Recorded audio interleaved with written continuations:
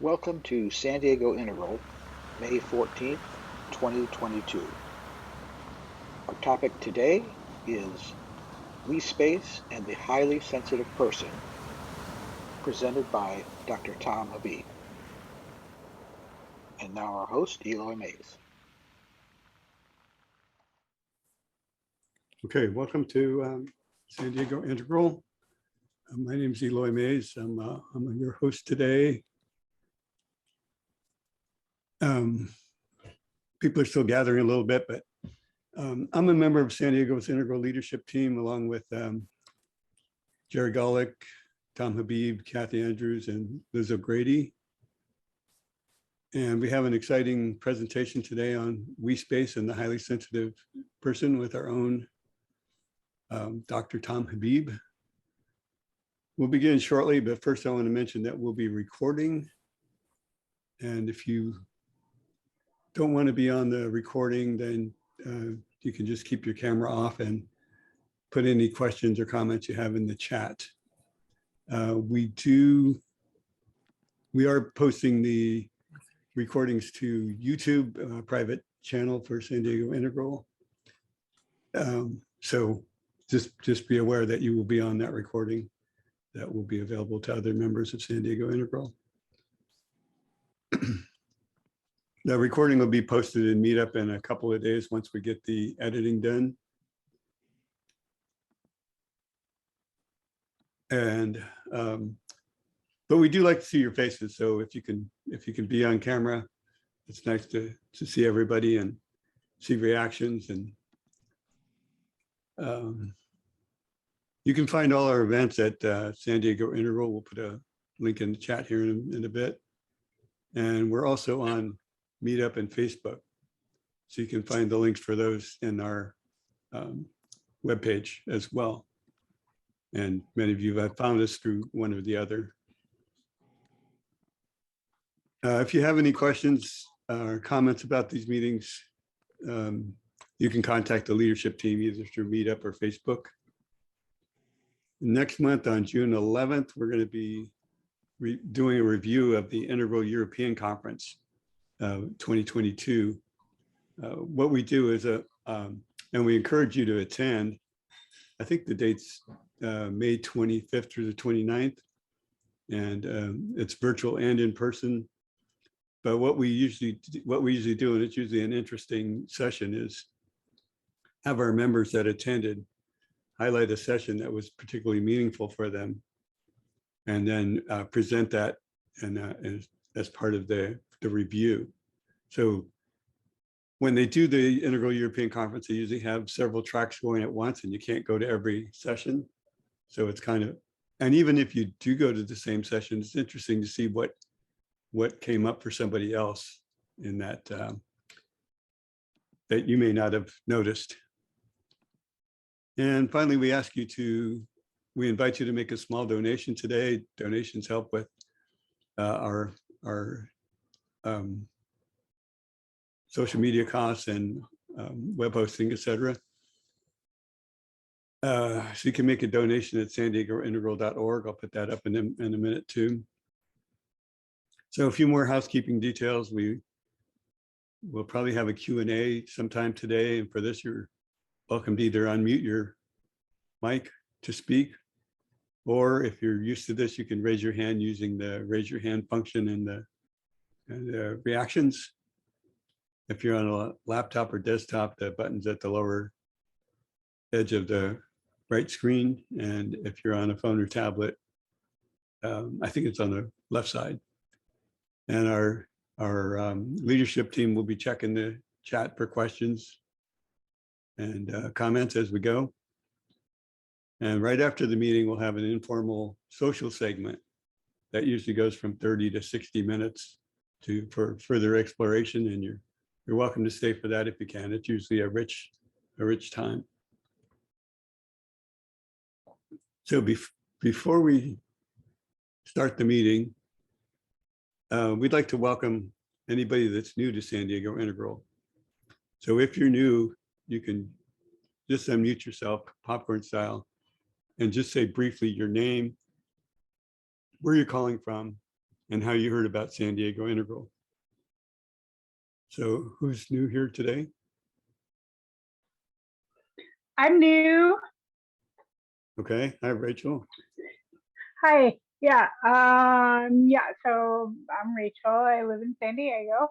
I'm relatively new, so I've been just trying to meet people through meetups, and so I saw your meetup. Just browsing the meetups, so that's how I heard about you. Cool. Jose, I see you have your hand up. Hey everyone, this is actually my first meetup ever. Thank you for having me, and just curious. I don't know how I found you guys, but I don't know, maybe we can guess why. Okay. Well, welcome. Thank Welcome, you. Jose. And where are you? San Diego. Okay, great, cool.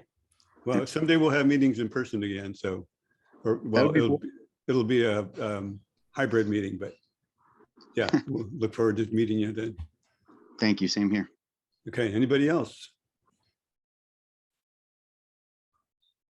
I can't see everybody, so.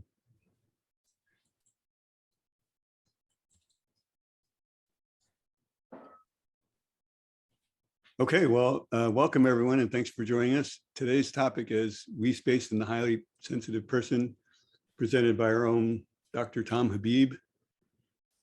And I'm curious to see how Tom interrelates the Hsps with the HSP. Tom Habib is a PhD and was the founder and managing partner of a private group clinical psychology practice for 26 years, which is still going. Tom's an independent researcher and is currently serving as the chairperson of the International of the Integral European Conference International Consortium of Integral Scholars. His academic papers can be found on academia.edu, and he's actively developing Hsps experiences at San Diego Integral and using these findings to help intimate couples stage and state developments. And with that, I'll give you Dr. Tom Habib. Thank you, Eloy. Welcome, everyone. A few remarks about Hsps. It's crucial to have individual presence, and it must be firmly established before there's any level of collective presence. That's what all the researchers seem to be finding. In this presentation today, we're going to take the individual experience of presence and expand it to the fleeting moments of resonance, the more robust occurrence of coherence, and finally, the rare encounters of Hsps. These three states of intersubjective experience is what a lot of literature describes it as, between two or more people is collective presence. Let me share my screen. Oops.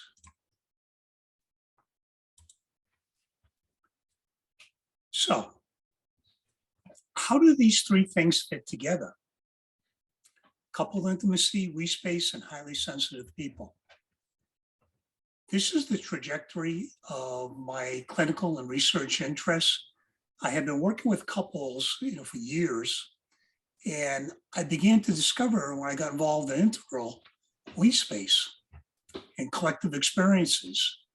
And then about 5 or 6 years ago, I ran into people that were HSP, and I realized there was something always in common about all three of them. And what is it? How do they fit together? The problem is the same problem at the event horizon. And I'll show you exactly what I mean about that in a moment. But there's three things at the event horizon include, can they calm down the upper right experience, the physiology? Are they familiar familiar enough with the upper left, the internal thoughts, not to feel surprised when exposed in the we? Do they recognize lower right processes like interpenetration, Terry O'Fallon's concept? And have they had enough lower left intimate exchanges to navigate this territory? So here's levels of collective presence. It starts with the subtle experience of resonance shared between two people.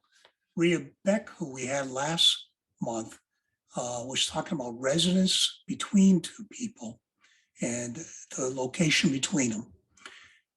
And then if it's robust enough and both people recognize it, then it starts to cohere into coherence. And then finally, if both people could sustain it, it's actually we space. So I'm realizing my interest is at the event horizon. And there's a black hole, I'm borrowing this from astrophysics, is the event horizon is when there is resonance and whether or not people can actually join together in that energy and enter that collective presence. So, remember I said the same problem in couples? In couples, it's stage 4, getting from stage 3, relational, to stage 4, first love. Those of you unfamiliar with my work, I believe Kathy's putting the link in right now. You can see some videos on this. But in order to get from the relational stage to first love, it takes two people who can handle the energy that's forming at that moment. And I've had the experience of moving couples in therapy to just brief moments of first love, and one of them dissolving into a lot of pain, a lot of unconscious things because of the exposure, at that moment. So a little bit more on couples, and this is stage 4 versus stage 5. And this is what it takes to play in the energetic field. So you notice that in first love, stage 4, there's some ability to be observed, be seen while the couple, their partner's seeing them. Whereas in spiritual love, they're way beyond this. There can be total transparency. They're adjusting to the exposure. As I've already said, in 4, tendency for overexposure, a little bit of shame can come up, shadow can come up.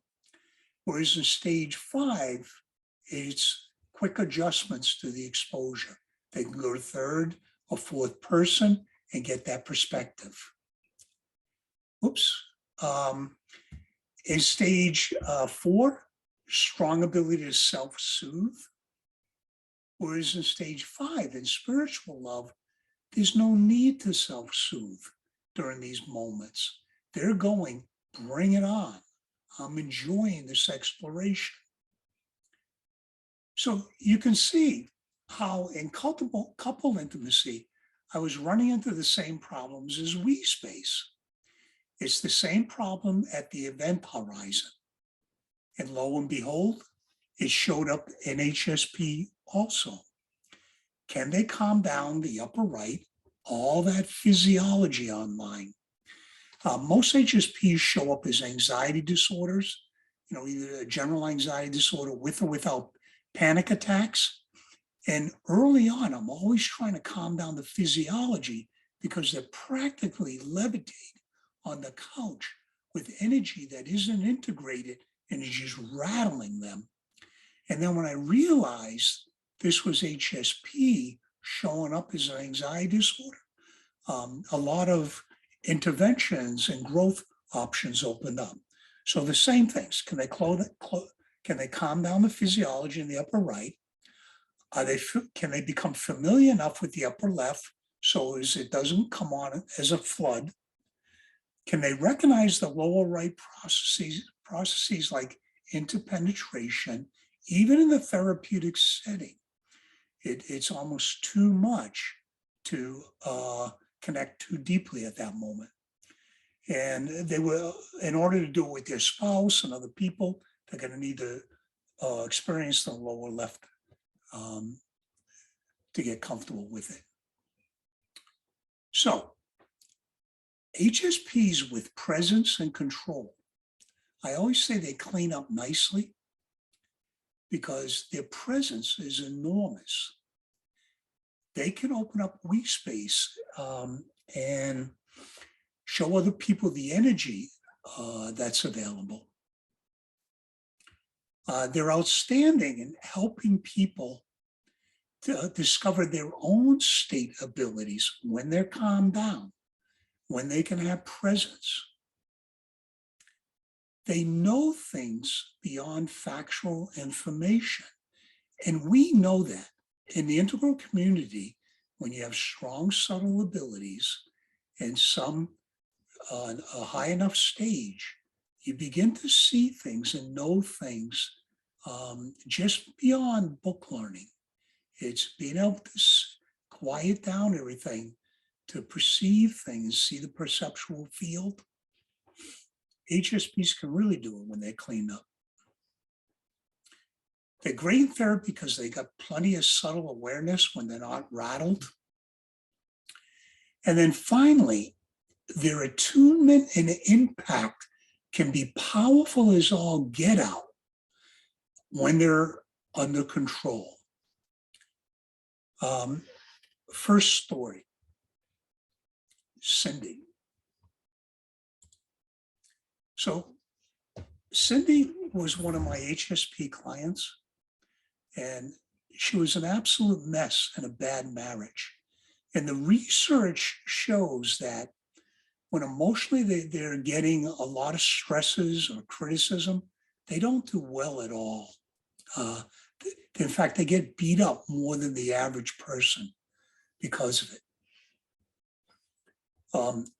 Cindy ended up leaving that marriage, and she's getting control of her HSP. And I'll never forget this story. She's walking the streets in San Francisco, and there's a homeless man and crying, and these construction workers are teasing him, calling him names, and he's crying and yelling back at the construction workers. And in a moment, she went up to the homeless person, and said, "You're not who they say you are. You're not who they say you are." And he was stunned. He was actually seen in that moment. He stopped crying, never said a word, turned around and walked away. We wonder, what impact did you have on him? Hopefully he's not on the streets. Hopefully if he was doing drugs, he cleaned it up. But it was enormous, that moment, that she was able to focus. One more story I want to show you.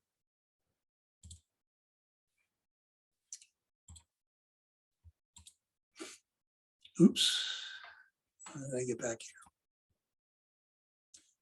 Can you see my screen? Yes. Okay. Second story, Julie. What happened? Here we go.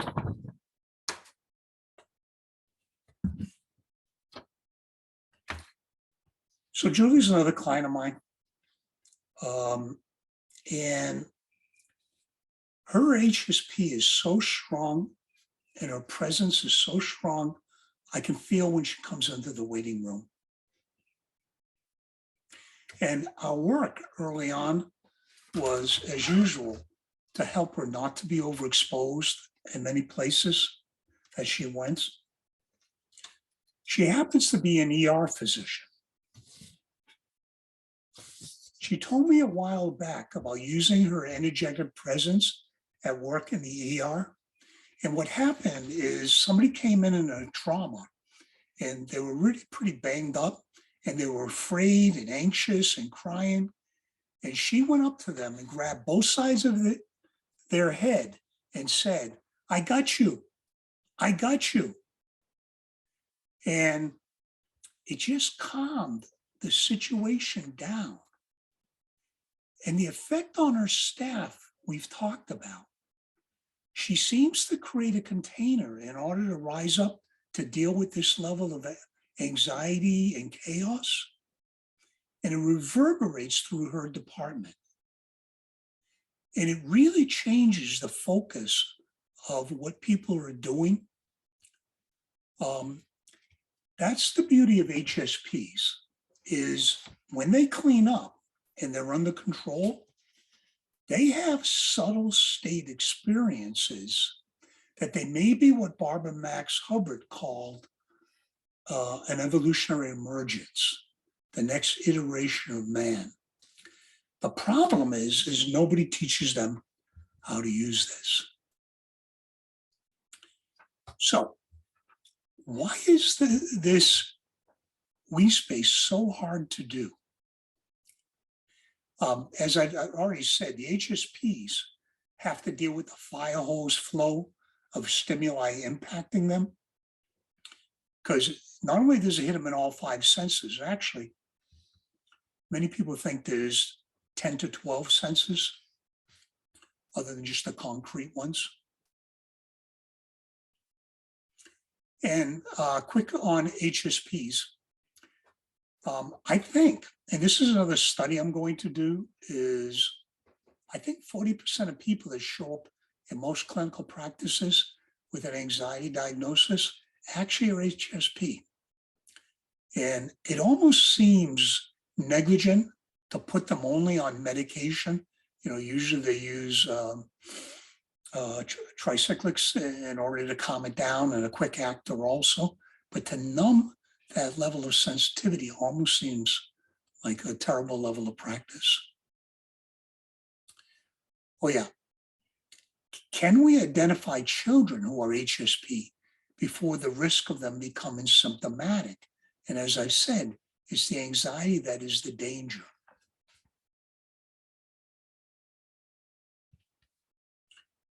I want to give you one more example. And Julie is our ER physician. And this is her daughter, Lisa, at 7 years old. So Julie goes home, outstanding presence, and she would open space with her daughter at 7. And her daughter would initially react with kind of giggles and, what are you doing, Mom? And then eventually her daughter started saying, Mom, can we do this more? And then at 9 years old, she goes up to Dad, puts both hands on the side of his head, and goes, Dad, can you feel me? I mean, what is she going to look like when she reaches our age? Her ability to open space is going to be enormous. So real quick on the definition, there's emotional sensitivity for HSP, strong reactivity, both to internal and external stimuli. They always have a complex inner life because they obsess like crazy. They need a lot of alone time to recover.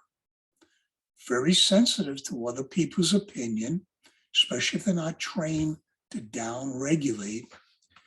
And they deeply feel other people's trauma or violence. I'm amazed at how many say that when they drive over and they see a dead animal on the road, they're viscerally affected by it. And you can see some of the subcategories if you go online and take that test. And I think Kathleen's putting the test in there for you. The subcategories are negative affect, neurosensitivity, a propensity to overwhelm. They tend to engage in careful processing, and they have strong aesthetic sensitivity. This is what I think happens there's no research on this. I really think the trigger is the neural sensitivity, which causes the cognitive functions of propensity to overwhelm, the careful processing as a compensatory behavior. They don't want to be wrong. And then when they can't handle it all, they develop negative affect. When they can take this energy and sublimate it into aesthetic sensitivity, or somebody's around to teach them mindfulness, meditation, how to join with people, music, anything that it can get sublimated into. Sublimated is an analytic term, meaning you're taking that psychoactive energy and you're putting it into creativity. You're putting it into joining. Freud came up with that term in the 19th century. Okay, exercise 1. And what I want you to do is, it's amazing how, many of you heard of ASMR, Autonomous Sensory Meridian Response, ASMR. If you go on YouTube and you put that in, I see some people raising their hand. It's amazing how people are using this to sleep. And all it is crackling sounds like, I'm going to do it on the microphone now. Hear the crackling? Apparently not. Well, they have a lot more things to do it with. And, you know, it's like newspaper crackling, them scratching something lightly, them going shh. And every time they do a new one every day, it ends up with anywhere from 250,000 to 2 or 3 million views in one day. People are using it to fall asleep. But what I want you to do is you're going to go into groups of 3 for 8 minutes, and you're going to do together. And I want you to be able to handle it with each other. I always use this with my HSPs, and I'm amazed at how it calms them down. And I want you to describe the physiological changes, the upper right, what you notice, and do make eye contact when you do, and the upper left, what arises for you when you do it. Okay? Any questions?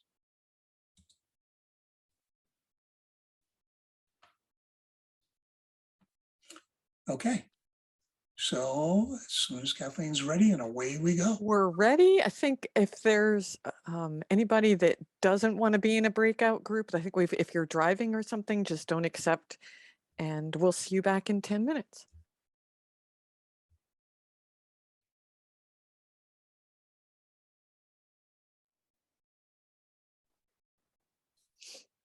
Okay. So I think we have time for a couple comments. Anyone want to share what you experienced in your breakout? Yeah, I'll jump in. One of the things that we noticed is in terms of the technology, if you try to do for more than a couple seconds, the microphone cuts it off. Any of the 3 of us that did that. So something we tried was like doing 3 short bursts of 2 seconds each, and the microphone does pick that up, but it kind of messes with the process. So in terms of the technology, you probably need to know this, Tom, with doing the Zoom thing with IEC when you present around that. Did anybody else have that experience? Damn. Yes. Wow. Jerry made a good point. He said in terms of like self-soothing, you don't have to make the shh.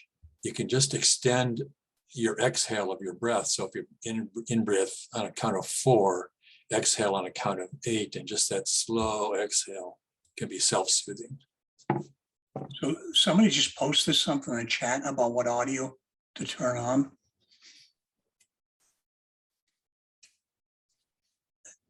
Yeah, if you go to that little caret next to the microphone and go to your audio settings and then click on show in meeting option to enable original sound.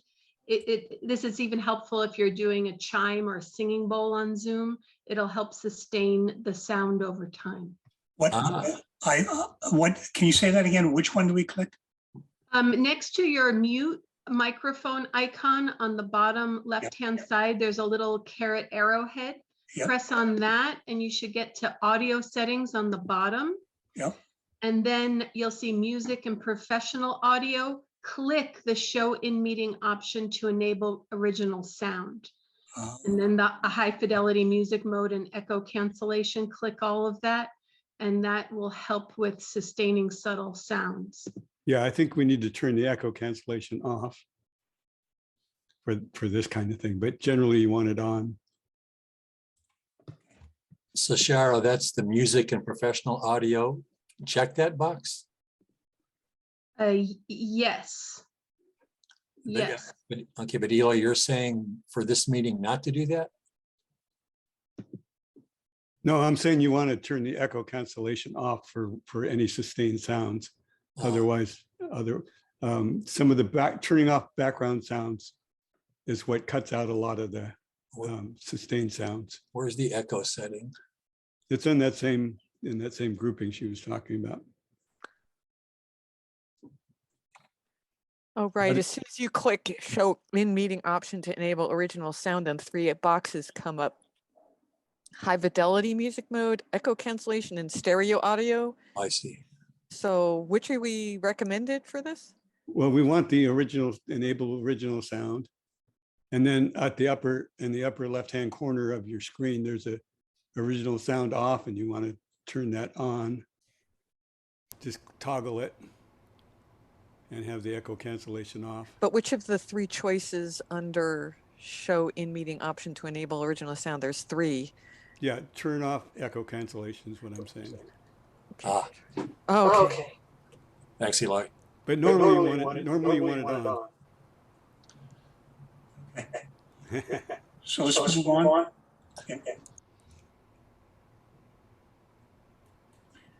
Okay.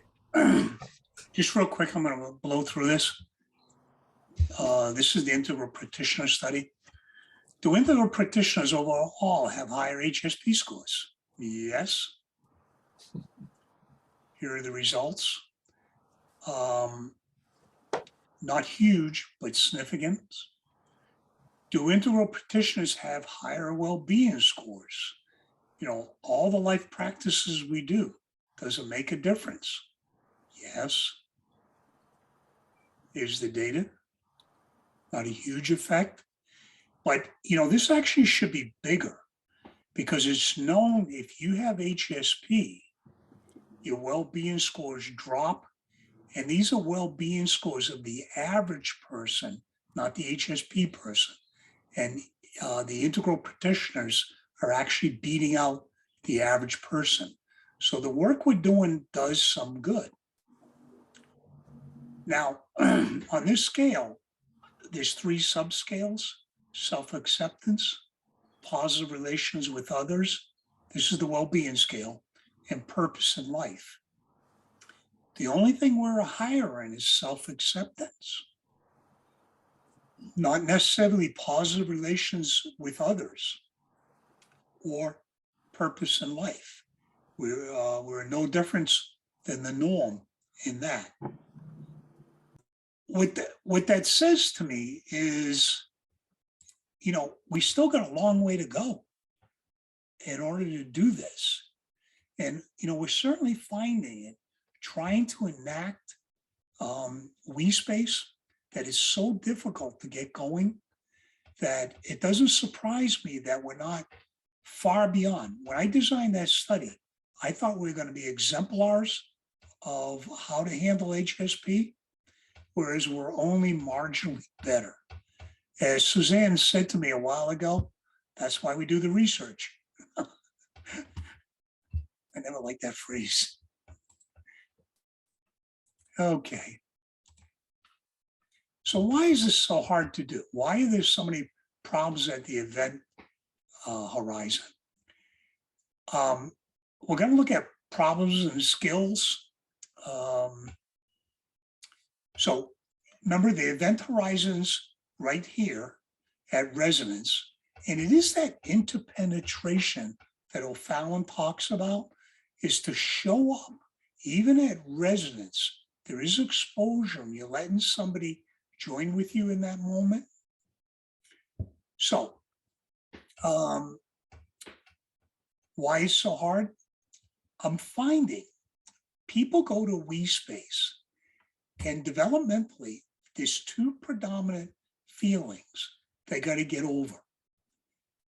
You're either in the abandonment anxiety camp, which I tend to be in, I don't want to miss things, or you're in the merger anxiety.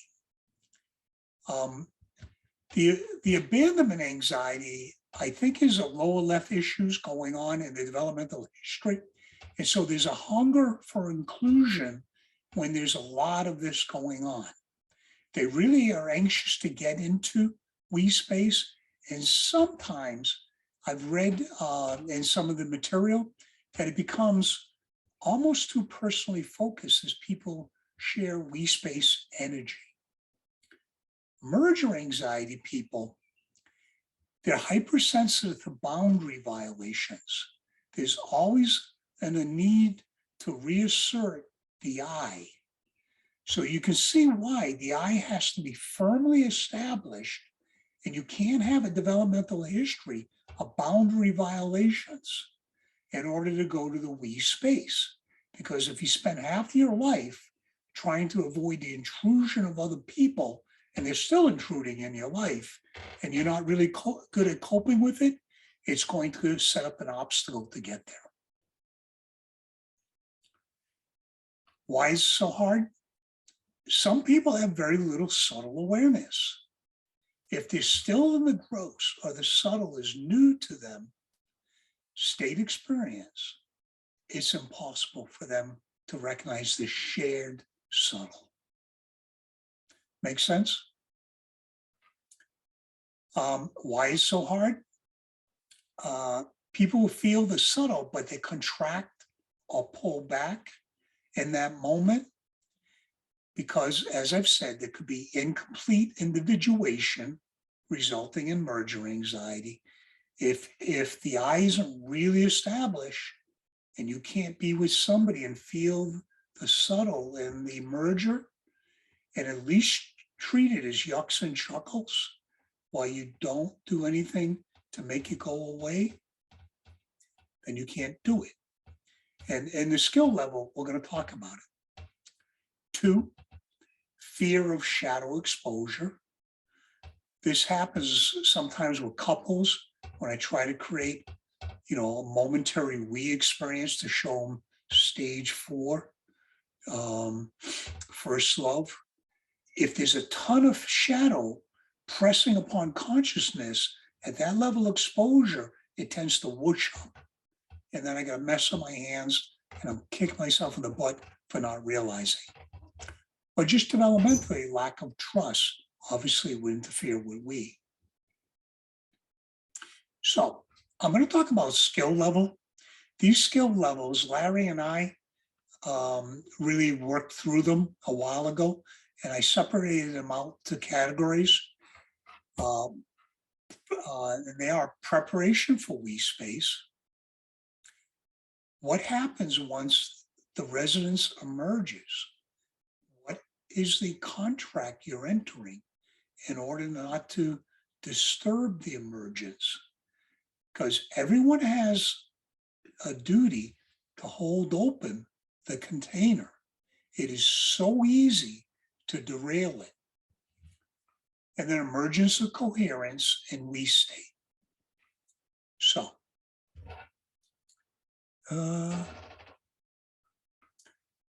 I got this, Jeremy Wheel came up with this idea of contract in order to go into Hsps. So you can see some of the things we've already said. And the things that are in that color, that the maroon type color, are things you're going to use in the breakout room. I will come with my own presence in subtle awareness in order to be there. I will subordinate my idiosyncratic responses and prioritize resonance. And a lot of the people that have written about this wrote about submission. There is a submission to the we, the stillness, the energetic field, the presence. You've got to be able to submit. You can't get giddy. You can't define it at that moment. It's experiential. I'll show up focused in the transparency. And you could feel that when I said the submission, because you are being transparent. You're part of the energy. You're contributing to the field between two or more people. I agree to the shared intention of sustaining resonance, right? That's part of the contract. I'll notice and relax contraction. If you don't notice, and many times you see people do that, they say something that we've delineated. It's not a horizontal, it's a vertical compliment. It doesn't amplify what's going on. It takes it out of the moment. I will deeply listen to others and offer unconditional positive regard. This is Rhea Beck's work. She's great at doing that. And Lisa Norton, who's with us today in her Uncertainment Lounge, not only is there unconditional positive regard, it's the silence until you feel moved to speak, because language can derail it in a heartbeat. I will create stillness, honor silence, to speak only when moved. Okay. So you got all that, right? And what's going to show up in the chat, and what we're going to do is breakouts of 3 again. And we're going to put subtle awareness, submission, transparency, and relaxed contraction. And what I want you to do is to, what's most difficult for you? And if you have time, what's the easier one to do? So I think we're running fine in time. Can we have 15 minutes on this one? I know, Kathy, I know I'm changing the parameters a little bit, but I think we're running fine in time. Oh, is Kathy gone? Oh, I was just discovered I was muting myself. I changed it to 15 minutes and I have room set up. And I can rebroadcast those, the subtle awareness, submission, transparency, and relaxed contraction once we're back in the rooms. Okay. Any questions before we go in? Yeah, Tom, reiterate what the 2 things you wanted us to do regarding these 3 things. There are 4 things. The 4 things, yeah. And I want to know, what is the most difficult one for you to do among subtle awareness, submission, transparency, or relaxing contraction? So you're going to take turns and have a dialogue on that and go back and forth. And if you have personal experience with it, all the better. So the thing we're doing is which is the most difficult. Yeah. And if you have time, talk about which one comes easiest. So somebody like you in the room or Lisa in the room, you know, you're going to be able to really, normally, you're going to be able to really share with others, you know, what's easy, what works for you and whatnot. So you don't have to rigidly be adhere to the guidelines. Are we ready? And Kathy, I do want to go in a room. Thank you. All right. Here you go. See you back in 15 minutes. Back into the event horizon.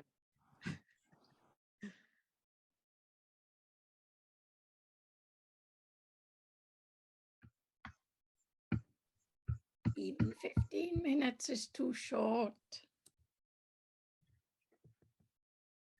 It was too short?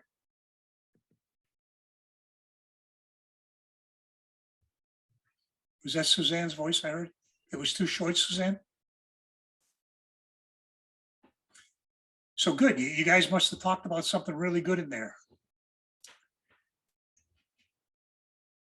What do you have to share? Just unmute yourself and speak. Go ahead, Karen. Yeah, I not really surprised because I already knew both of the other people in my group, but how deeply we were able to be very, very open with each other about ourselves. How deep we were able to go in 15 minutes. It was beautiful. So the subtle was easily present, and you were able to ride that wave by being really transparent, really relaxed, and you just kind of submitted to the process. Yes, it was easy because I already knew them from previous interactions, and we were able to speak about very personal things. And we all three of us exposed very, very personal things about ourselves.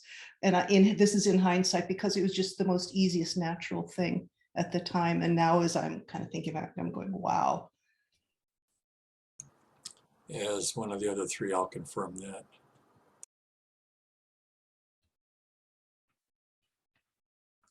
Anyone else? I'll confirm it too on the other three. I didn't hear you, Sandy. I said I was one of the other three, the three of them. We had a great group. Yeah.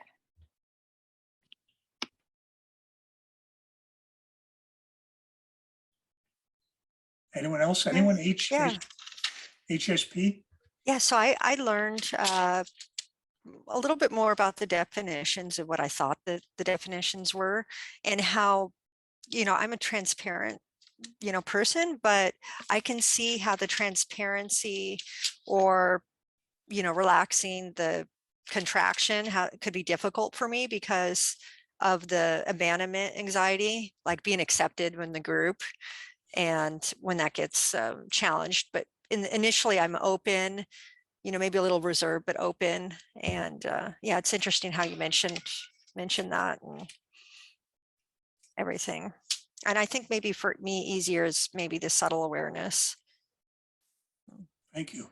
Okay, you're welcome. Yeah, all of us have a developmental history that we have to show up and deal with. We know we have to clean up. We have to grow beyond our developmental history and bring on other things. Rachel, your hands up. Oh, yeah, I remembered we didn't get a chance to answer my question from the first breakout group. I don't know if this is relevant now, but it was the one where you could answer it later too, but I'll just remind you that, like, can HSPs have romantic sexual relationships with other HSPs, or is it better really, like, for that kind of vulnerable intimacy to, like, only have HSPs together? So yeah, I remember that question. That was a really good question. Let me repeat it because it's really good. Can HSPs have really deep connection with a non-HSP partner? And the answer is yes, but it takes patience. So Martin Usick looks at this developmentally also. He says when they're two stages apart, it's nearly impossible. I'm not so sure on that, is because when there's a level of trust and you go slow and you're not in patience, it is an emergent. Their interpretation may be at a lower stage level, but their ability to show up in state with trust can happen. But it takes time. The intimate relationship is by far the most difficult one to do it. In our breakout room, some of you may not know, but Dr. Christine Baser is my wife also. And I'll never forget when we first started this, one of the things she said was, Tom, I have to be able to compartmentalize to do this with you.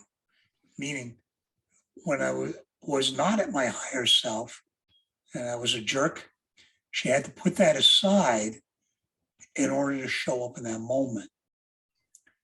And it takes patience. It really does. So the more I read about this, I realize,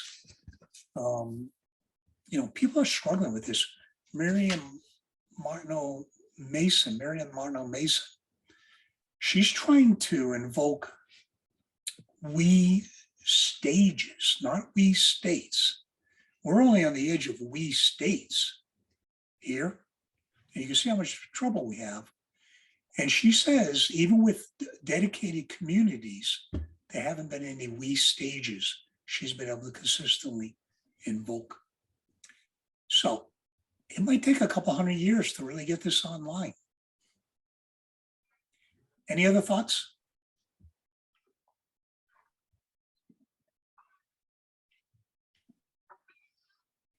Suzanne, I'm dying to hear from you, how this is hitting you.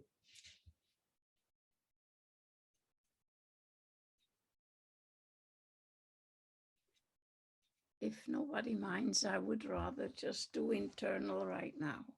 Okay. It's great to have you. Okay, you want to hear a little bit more? Okay, let's move on.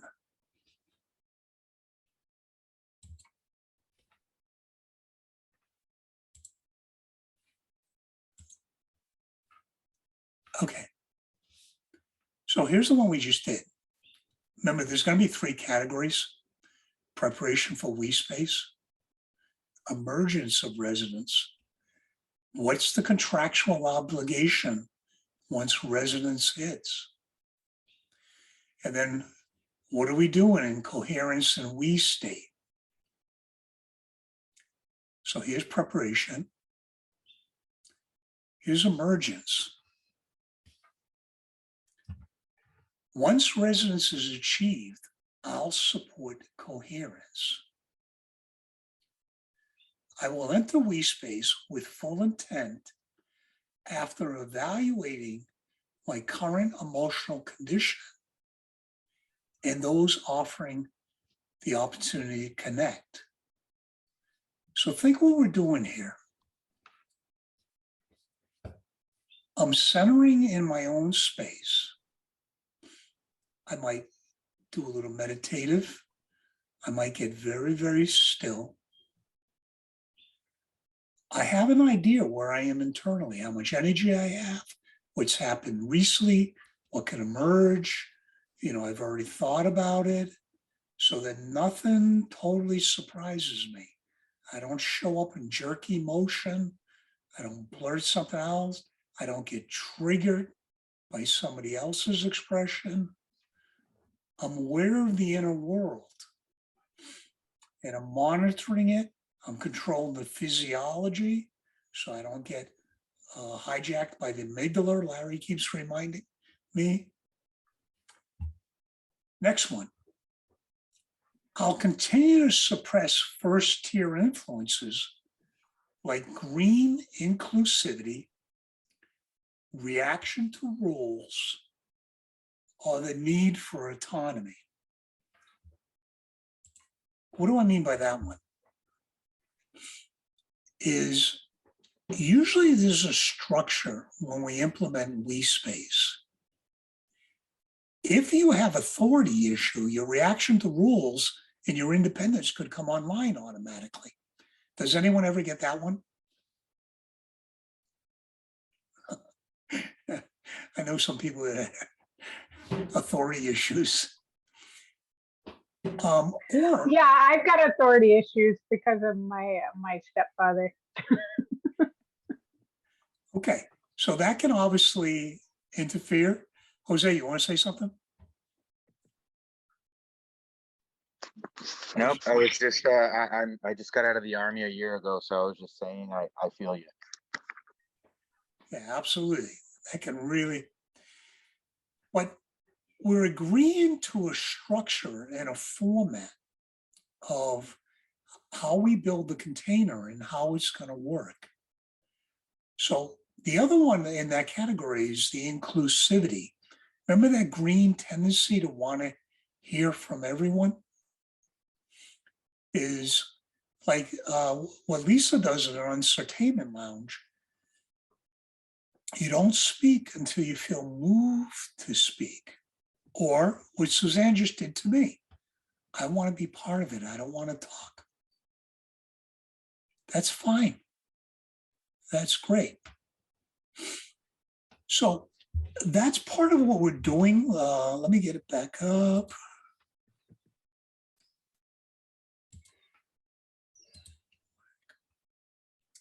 So there I'm going to suppress first tier. Those influences like green or the need for autonomy. Yeah. In a group, sometimes the energy builds. Say it's a large group like this, and you get 4 or 5 people dialoguing, the energy's building, and you can feel it. Some people are more than happy just to listen and do it. And unless they can horizontally contribute to that moment, it's better to say, stay quiet. But if they can contribute, more energy in the middle. And then finally in this one, once there is emergence and resonance, I will not overreact to my own vulnerability or that of other members. Anyone have reactions to that one?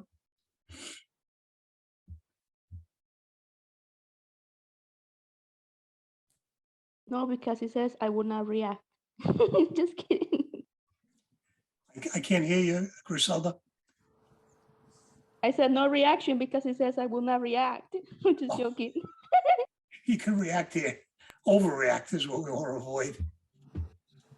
You know, I found I was, for the term suppress first tier reactions, I found I was mentally substituting the word release or let go of. Because in my experience, suppress means it's still there and waiting for its chance to leak back out, but kind of let it pass through and let go of it. So that's just a little niggle since you asked for reactions. Absolutely. Nice distinction. Absolutely. I think this is, go ahead, Suzanne. Those of us who are hypersensitive also are hypersensitive to the well-being of others, and the tendency to want to protect or do something to not to help them in their state is part of what has to be held back. Which obviously is fine, but we don't want it to derail resonance in that moment. You know, especially as it starts to cohere in a group. Do people have an idea what I'm saying here? That when the energy generates maybe in a core part of the group, and you know, how it can start to extend out, but we're all holding the container open. Is that coming across? I know there's a few people that are new to all this, Tom, so they might need some additional help. Feel free to elaborate.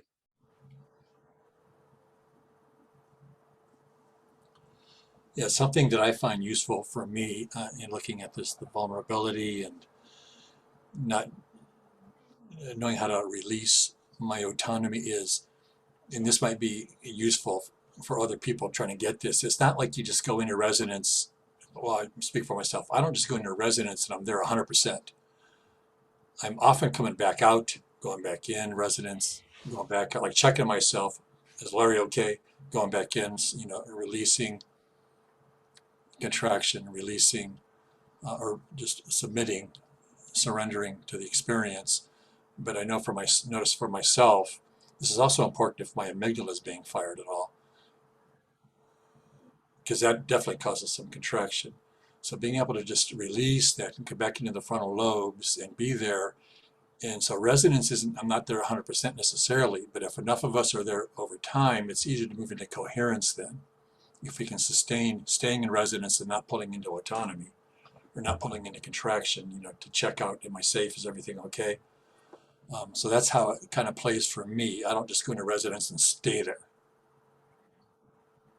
Yeah, I really like that. In reality, as most of us are at the event horizon, there's going to be a back and forth. I think that's really well said. Lisa, your hands up. Yeah, thanks, Tom. I don't know, I think I'm tacking back to the previous conversation in that I don't know what the relationship of your research is to the stages model exactly, but in Terry's model, interpenetration, and Suzanne had that question about interpenetration. And so I was wondering if interpenetration occurs at the gross, subtle and causal levels in that model, then when we seek resonance, is there, I would guess that there's a gross resonance experience, and I'd love to hear you talk more about that because you mentioned tier 1. Would that imply that some groups can't achieve resonance, or am I misinterpreting? Thank you. Well, that's a pretty sophisticated question. I only have a partial answer to that. You know, we know state experiences are available at all stages. And the difference is how they're going to interpret it and experience it. So I suspect the, interpenetration happens at every one of those stages too. But this is kind of a new concept for me and how I'm applying it to here. So I don't have this well thought out. So I'm all ears if either one of you have any thoughts on this. But it's a good cutting edge question, but I just don't have much on that yet. Just curious. Thank you, Tom. Yeah. Who else? Rachel, your hands up. Oh, thank you. Yes, while I have you all here, if you don't mind. So yeah, I'm getting my mental health worker certification through San Diego City College, and I just got a job at the Vista Bubble Crisis Center as a peer support specialist. So it's an acute residential crisis center. And I've been thinking, because I did my last day of my 2-week training there. And for the first week, I was thinking, as a highly sensitive person, should I be working in a mental health crisis center? Because I was feeling everybody's crisis. And even more, I was feeling the staff's crisis. I was feeling the clinician stress. And I'm like, am I totally crazy to be like working in a place like this? But then, what's funny is that gradually I started applying the Tibetan Buddhist practices that I've learned to, protect my own sort of energy field. And then by today, I was like, you know what? I think I can actually handle this job. Like, I think I might actually be able to work here and help people, but I have to be so diligent, like with my own energy and my own boundaries. But I'm curious what people feel that way of like working in a high stress environment, but in an environment where you feel that you can actually benefit people, but you have to set your own psychic boundaries. If people have experience with that, I'm curious.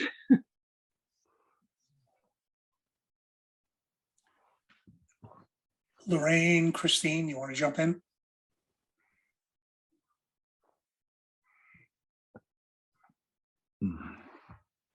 Yeah, hi, Rachel. It's a really interesting point.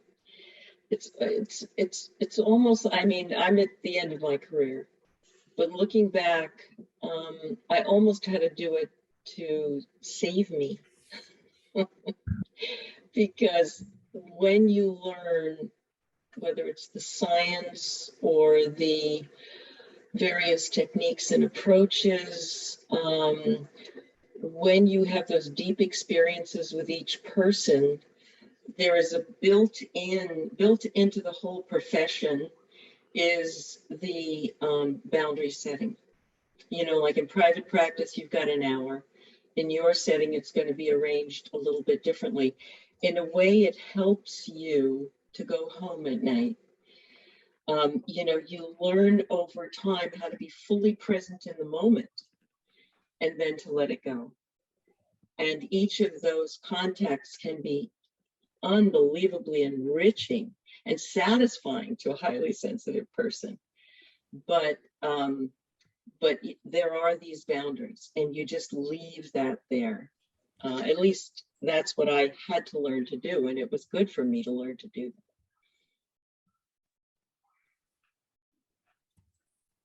Okay. I was going to say, Rachel, what was important for me was to interact a lot with the other people, the other staff members, so that I didn't feel alone, or I was able to gauge how I was doing. So I would say that keeping in touch and dialoguing with the other people who are there in that setting, the other staff, is really essential for you to be able to regulate yourself. Okay, thank you. Do you want to go on and see a little bit more? I'd offer a comment to add on to the current conversation. Having been a psychotherapist for 25 years and also at the end.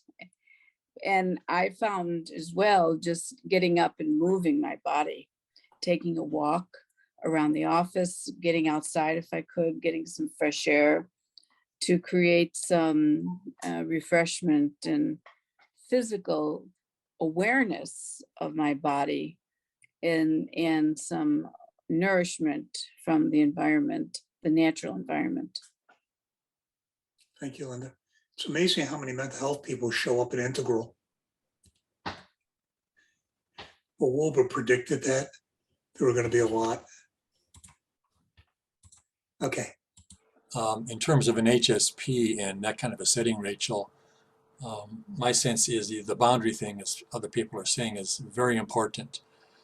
And I know as an HSP, when I'm around somebody who's very agitated, for example, I was living for almost a year with a person who was a psychotic, paranoid schizophrenic, and it became real salient for me to realize, am I feeling his stuff or am I feeling my stuff about his stuff?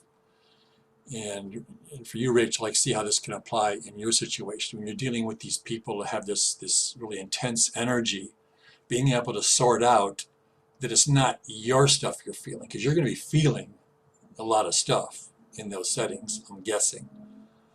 And to get clear about how much of this is mine and how much of it is theirs, I think it'll make it easier for you to cope with it or be with it or handle it or whatever. Okay. Oh, thank you. And I want to say just real quick, because I don't want to take up too much time, but like I've found I'm actually a lot more comfortable with the paranoid schizophrenics there that are talking to people that aren't there, because I don't have that, but I do have my own like really sensitivities to anger. So when people are really going like in their angry outrages there, I'm a lot more sensitive to that. So yeah, good point. Okay, thank you, everyone. Let's do the last category. So this is a merging of coherence and we-space. Remember, this is kind of the contract, so to speak, you never sign, but we should when we enter this. So I will honor the rules that create the container, and that's horizontal versus vertical responses. Do people have a feel for what I mean by that?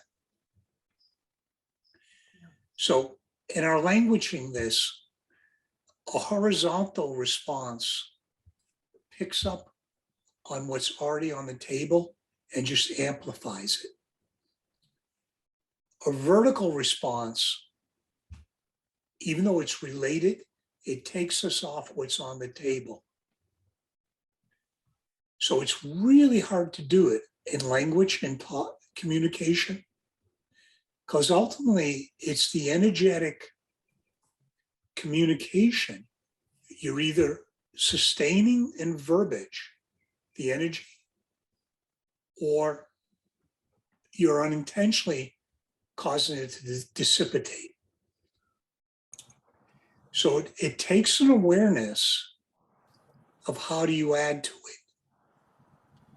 So, and one of the things I shared in the breakout group, this encounter in Hungary I had in a breakout group with a woman, and we said 9 words. Some of you might have read this.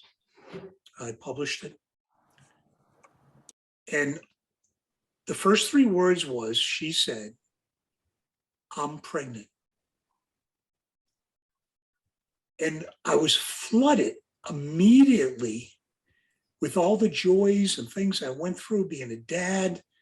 And all I said, the next 3 words was, "Oh my God." And we could barely talk. The new mother was like anticipating all this and the love. And I'm just absolutely flooded with all this love and experiences. And I wrote in the article, I always think of my younger one, Lexi, when she ate papaya. I used to tell her that when you swallow it, it releases sunshine inside of you. And so she would come to me, "Dad, look down my throat. Can you see the sunshine?" I mean, I love those moments. They're incredible. Oh my God. And then it ended in about 5 minutes. And she said, "What was that?" That's all we said. And so I came out in the hallway and I met Christine in the hallway, and I introduced her to Christine. And I learned that she was an energetic dancer. And I find that people that dance, they sing in duets. There's certain people, they just know how to embody energy. It could be HSP. So when we're talking, are we holding the energy in that container? Am I paying attention to what's on the table? Am I pouring energy into it? Because if I go vertical, like this experience happened to me over there, that I derailed it unintentionally. And I don't know if this has legs. I'm trying to understand this, as we go along. And when Jamie Wheels said we need a contract, I said, yeah, I could draw one up. And that's where Larry helped me draw this up about 1.5 years ago. So any reactions to that part? Yeah. I want to try to clarify the derailing it by going vertical. I think most people maybe understand adding to the resonance by making a comment that keeps it in the horizontal or in the same plane of the container. And going vertical can be up or down. Generally, in my experience, I tend to go up with it. So it's like taking a comment, making a comment that is like a higher octave container than the container we're all functioning in, that we're all resonating in. So it might be going into more of a quote unquote spiritual comment, or a comment from the divine, or letting something come through you that is not quite at the same level of container that's we're all operating at, or that most people are operating at. Yeah. And it can actually show up as a distraction. So when Tom was earlier saying that going vertical is a distraction, well, going tangential is a distraction, which is not necessarily vertical. Going super left brain, for example, can be tangential, not really fitting in the resonance of the container. Well, I like that parse, Larry. I'd like to talk more about that later on, because that might be a better way of saying it than going vertical. I think you said that to me before, in fact. You've called me on it because when we used to do the WeSpace experiences with SDI, when we were meeting physically, people would be inputting to the group, doing horizontal inputs, and then I go vertical with it. And you'd call me on it, and I go, yeah, you're right. So, Christine, you want to say something here? Well, I was going to ask you in your example with a woman who said she was pregnant, could you go through those 4 things for yourself? The subtle awareness, submission, transparency, and relaxing contraction. Given that you two didn't really even talk, there's not a lot of, I don't know if there was a lot of transparency going on, but would you address maybe each of those in your example? Yeah. I mean, all of those worked concurrently. I mean, I didn't even have to think about them because the subtle wasn't so subtle.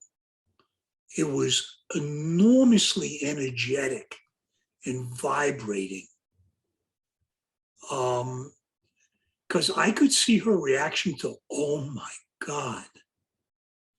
And she totally interpreted that as joy.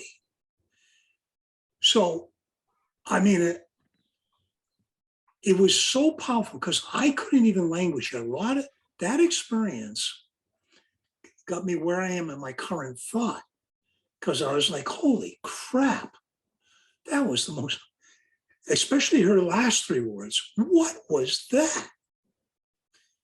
So I might have blocked off some because it was so energetic that I think I stayed transparent, but it felt like I was on a wave and I could barely stay on it. It was that powerful. And we didn't try to talk or name it. And frankly, I was just blown away by the experience. So I don't know if I answered all 4. Subtle awareness, it was there, but there was nothing subtle. It just blew up. Initially, it was subtle, but when she hooked on to my, oh my God, she's the one that picked up on my energy and amplified it, I think. Now that I think it through. And then we're just swept away. It was really in Rumi's field. Words weren't necessary. This was pure experiential. And the rate of my thought process, all those joyful moments and the love, and I mean, it was just infusing it in that moment. So was I contracted? Probably a little, because, I don't run into those experiences every day of the week. And I might have been a little bit contracted, but I was trying to stay with it and hang in there because, I knew theoretically there were going to be those state experiences. Well, I had one of those deep, subtle state experiences. What were you she doing physically, if I may ask? What were you about? Were you just sitting for 5 minutes? Yeah, we had like 10 minutes and we were just facing each other. And it was one of these accidental pair-offs. You're in a room. All right, pick the pair. You. Okay, great. Little did I know I was going to be surfing the cosmic realm. But that was great. That was really something. And that kicked off this current line of research and exploration? Yeah, it really, really did. In fact, I wrote that up. It's on academia.edu, and it's in a section called articles and short papers or something, or articles and short papers and experiences. Suzanne's 70th birthday party, I wrote up, is in there too, that section, if you want to read about it. That was a hell of an encounter too. So if you get a chance, read it. It's really something. Did you want to say something? I can't see your name. Phyllis. Yeah, hi, Tom. Hello, everyone. Thank you so much for this. It's really Terrific. I wanted to go back to the comment that Lisa made about the idea of interpenetration in this we space model and what you were just talking about, the experience between you and this woman. And I don't, I have a tendency to make up my own ideas in my head about what, all this means. But to me, what you had with that woman, interpenetration gives me the idea that you are entering her in some way, she is entering you in some way, and that's the we space. That somehow is not the way that we space has felt to me, or the way that I've conceptualized it. What it feels to me is that with subtle energy, with transparency, with a lack of contraction, that you're able to presence yourself in a way that your energy and the energy that is coming towards you, in fact, conforms to each other. They meet and they create something that is a third entity. It's not like it was you and her. It's like the we space is the third entity in that room, And when you had all those thoughts about, all the things that went through your mind at that moment, I imagine you to be so transparent, and so that all of those things were moving into that space between, and that she, in the situation that she was in, felt you so completely and was sending that back to you. And her comment, "What was that?" I think has to do with that third entity that gets created between. And I don't see it necessarily as interpenetration. I see it as a meeting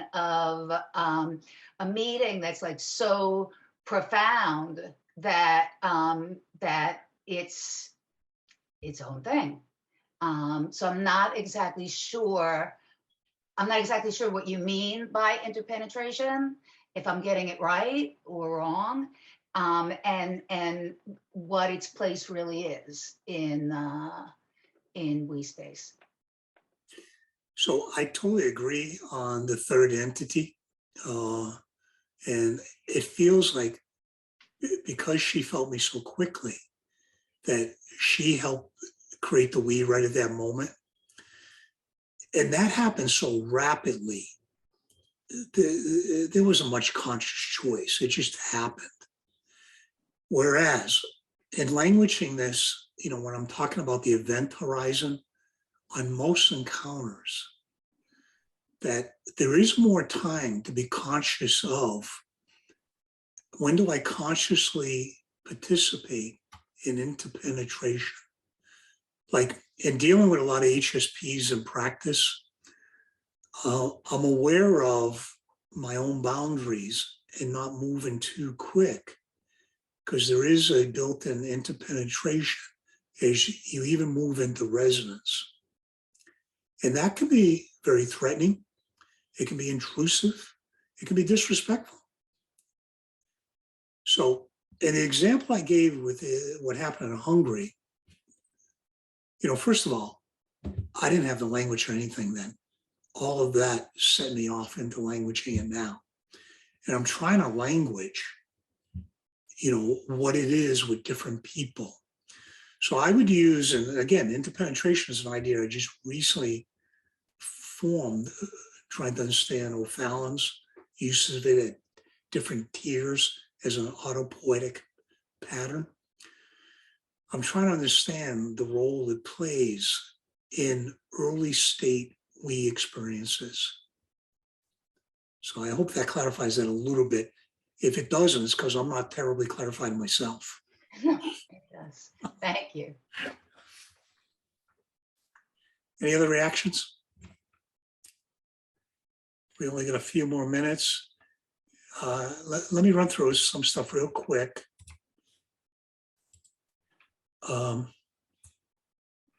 So the containers, what we just talked about. I will stay aware of my own interior to be able to participate, which means I upregulate, meaning I open up into deeper subtle or downregulate as needed in order to stay in the field. Sometimes you can be too exposed, and that doesn't help. I'll stay aware of my upper right reactions to physiology and modulate accordingly. That always has to be online, because as the profoundness of it happens, of course, there's going to be physiological reaction. I'll anticipate the emergence of shadow in others without dismissal or catastrophizing. This is where we have to stay supportive of the territory in the field.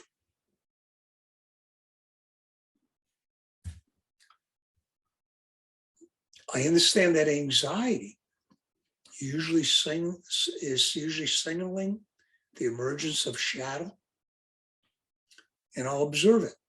I won't overreact to it. I won't project it. Constant threat. I will not alter a mood due to my uncomfortableness. I will look for deeply subtle emergences. I will open space, invite co-emergence. Every one of these can be articulated out more and more. And most certainly, I'll be generous and supportive of my co-participants. This is a tall order, isn't it? To be able to do it. Do you find it useful to begin to articulate some of the, what I'm calling skills and level of this? Absolutely, yes. So we only have a few more minutes. Any other quick reactions? And if You got a couple hands up, Tom. Yeah. Who's Phyllis? Oh, that was still from before. Sorry. Can you, if you see him, Eloy, can you announce him? Yeah, it went away. They went away. So, oh, wait, Phyllis is back. Nope. Okay. I lowered your hand for you. Okay. I can't seem to get rid of the hand. Okay. Thank you. Anyone have a reaction to anything there that helps them personally?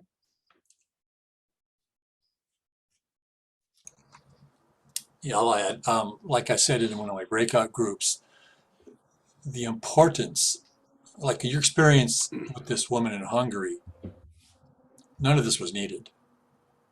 In fact, you fell into that space before you even got mental with all this stuff, as it were. But the value in the mental piece, especially the left brain aspects of it, the academicness to it, is that the mind needs to be fed before it wants to let the beingness of the self go into uncharted territories. And Hsps, in many ways, is uncharted territory for a lot of people, as we're trying to talk about it.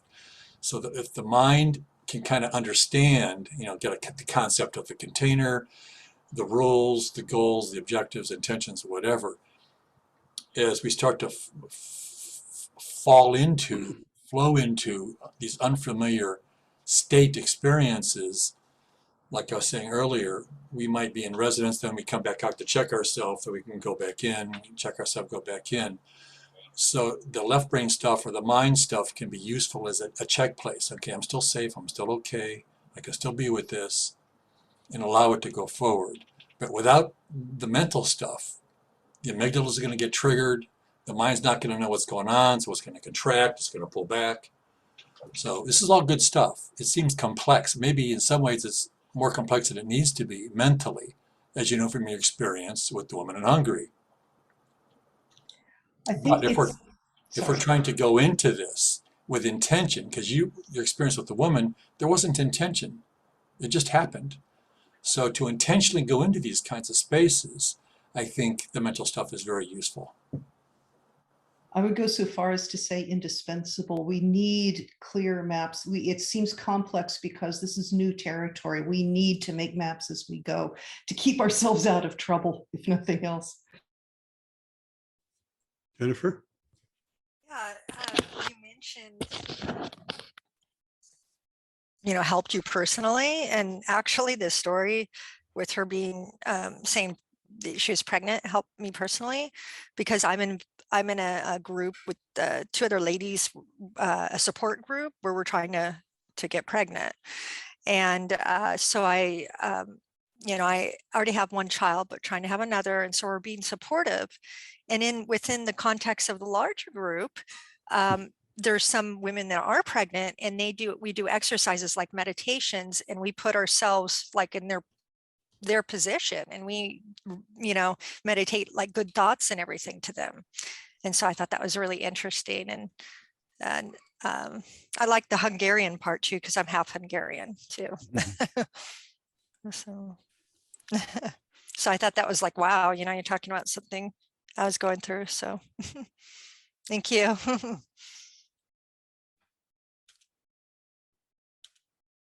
Yeah, I'll jump in and say that practice helps a lot more for me than just having the elements of what WeSpace is. That the more I practice, the easier it is to get into it. The more I feel resonance, the deeper I can go.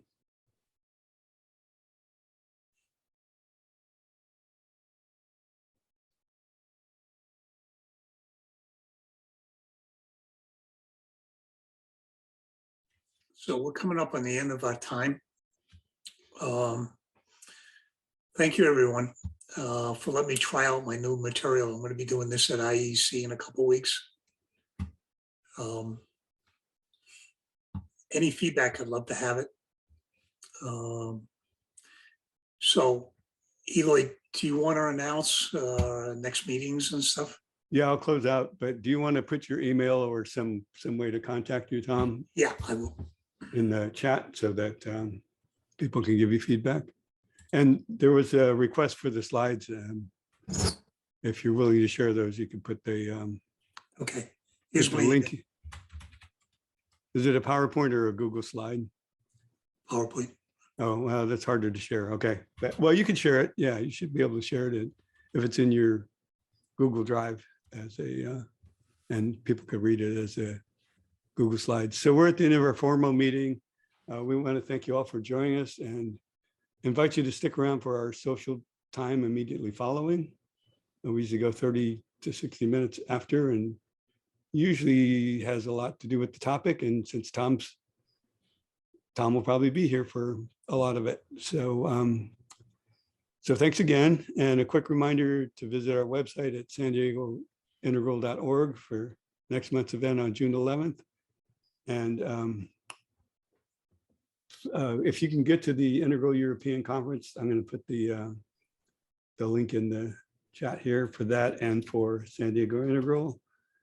San Diego, at the SanDiegoIntegral.org, we have a donate tab, and you can go there and donate, and it helps offset our cost for meetup and all the other expenses that we cover. So donations help. Thank you.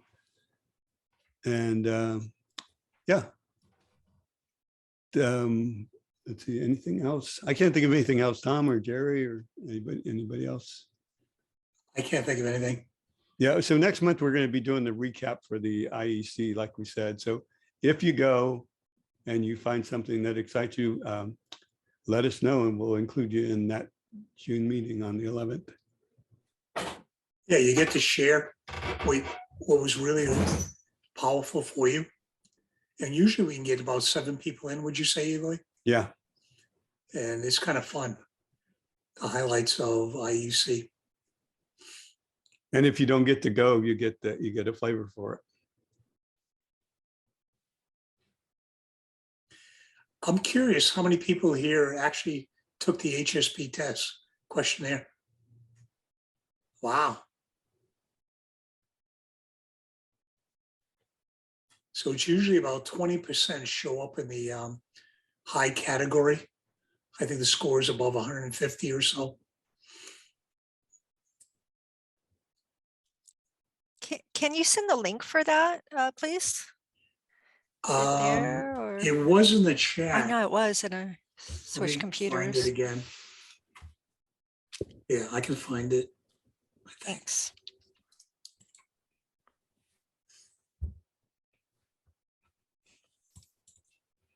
Hey, Tom, is there any relationship between HSPs and the acute childhood experiences? Say a little, what do you mean by acute childhood experiences? Do you mean adverse childhood experiences? Adverse, I'm sorry, yes, adverse, thank you. That's the one, Yes. adverse childhood experiences. Yes, the HSPs get really beaten up by it. There's research that shows that they don't fare well. Here's the link. Is there a causal relationship? In other words, traumatic childhood experiences cause HSP, or is it the reverse, or are they correlated? Or No, it doesn't cause it. Boy, that link didn't go in, did it? No. It doesn't cause it, but it really exacerbates the negative effects. You know, when people have negative affect and they're, you know, always careful processing, there's anxiety, adverse childhood experiences just shows up that way. And there's plenty of research on that part. All right, let's try this one more time. Right, because it has to do with the trauma effects, right? I mean, from what I understand, highly sensitive people are more prone to experience trauma as a result of their childhood experiences. Right, it's the trauma of it. Yeah, I could see that being a spiral kind of thing. Like if you're already a highly sensitive person, you get traumatized, you become more highly sensitive, get even more traumatized. There it is right there. So it's all self-scoring, and it has a page you can interpret it on and everything.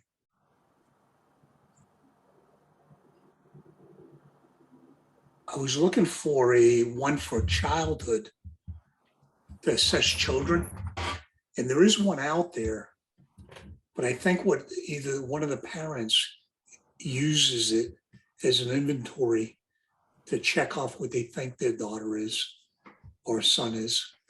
And I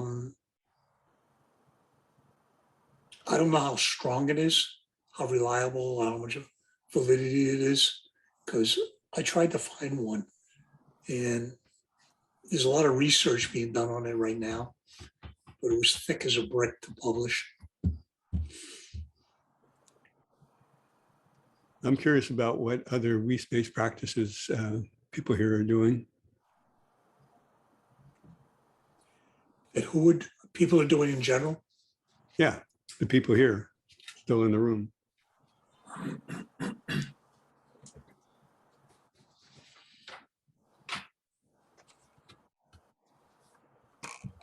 I'll share something I've been playing with, and I've shared this with Tom and a couple others in this group. I think it works better with just 2 individuals as opposed to a whole group or 3 or more.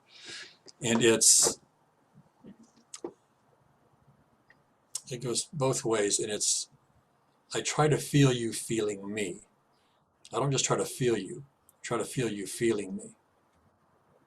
And then for you to try to feel me feeling you, and get that going both ways.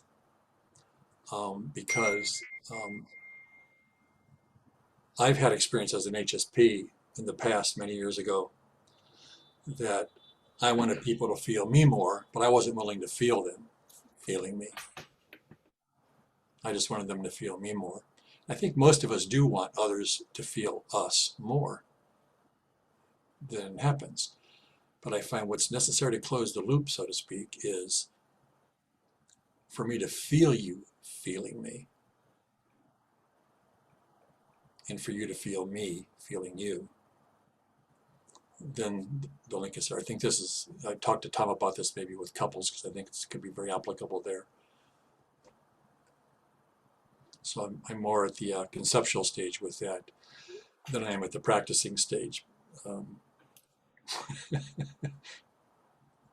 Yeah, I'm not sure if this qualifies as a we-space practice, but it's kind of just very, very close to what Larry just described as my really intense interactions with people, or when I'm able to go into that space of a Zen or Vipassana where I'm simply there with my presence and I give my complete one-pointed attention to the other person with openness, with just kind of letting go of any intentions I have to shape or control, and just sit with them. And I actually learned that when my husband and I, we took care of all 4 parents in home hospice, and I learned to apply my meditation practice to just sitting and being present with whatever was there after everything that could be done practically was done, just sitting there with my attention. And that just kind of gave me a boost. And so, Larry, when I've had some very intense exchanges, none that quite are in the category of Tom's, the one Tom had in Hungary, but just when I guess this is a letting go, I get when I'm aware that I would really like other people to be paying attention to me. I sometimes I'm able to turn that around and just sit and just give them my total awareness and just be there with them. And then some very, very deep conversations happen, really beautiful, deep conversations. So that's kind of, I just thought of that as an extension of my spiritual practice. But now I'm seeing that that really is a way to get a we space, that the openness and the qualities that Tom defined before. What was all the 4, I forget what all 4 of those were, that were, the submission, which is just surrendering any intention of mine and any subtle wish that I would like them to be paying attention to me, just being just totally there with them. So, and I suppose the other 3 categories might apply too. I'd have to go back and read what they were because I've forgotten them. Yeah, that's the presencing, being with other is something I'm very familiar with. And it does open up, potentially open up space interpersonally. And this piece that I'm adding on is something I'm recently becoming aware of, with intention of to not just be present with that person, but to feel them, and then try to feel them feeling me, if they are, because they might not be. Usually they're not. But if I put this concept on the table with them, for those that can hear this and be with this, then they can try to do the same thing, to not only feel me, but feel me feeling them. And it's more psychoactive, I think, than just presencing and being with somebody. Neither one is good or bad. It's not about that at all. It's just about trying for a different way of connecting, a different application of intention.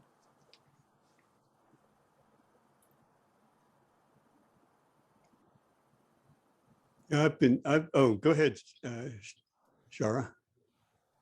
Yeah, I've got a couple of thoughts going on. One is I'm still sitting with that authority rule to suppress. And one thing I've uncovered as a key, like a key to fall into that larger space, is when I notice my my shadow, my will, or whatever emerging. You know, like even in a space, Larry, you were talking about, you know, you want people to feel you a little bit more, you know, and if I'm in a space and I want people to notice me a little more, when I notice my wanting to be noticed and I give it love, I just say, there you are, sweet thing, you know, wanting to be the sun of the constellation. The whole world opens up, you know, and I almost wonder if that might be a guideline to experiment with, to nuance the suppress a little bit, you know, maybe to internally just Just love the little deer that wants to fix, protect, be centered, whatever it is that might be interfering.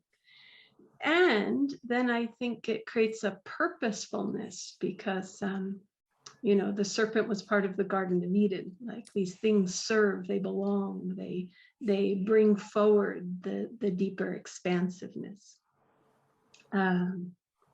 And then concurrently, kind of the second thing I've been playing with is like, what is we space and where does it go when we stop doing it?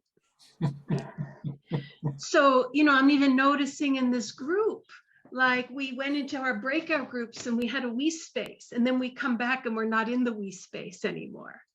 And is it a thing of itself? Is it something that's only co-created with intention?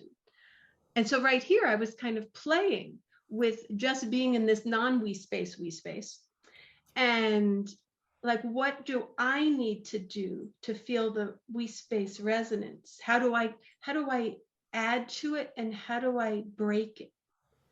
And there's something about like just speaking really what we don't know we're going to say, or being with what I don't know how to define, like going beyond the context that seems to make this a we space for me, whatever you all are doing or not. You know, it's like so that's curious to me. And because my sense is that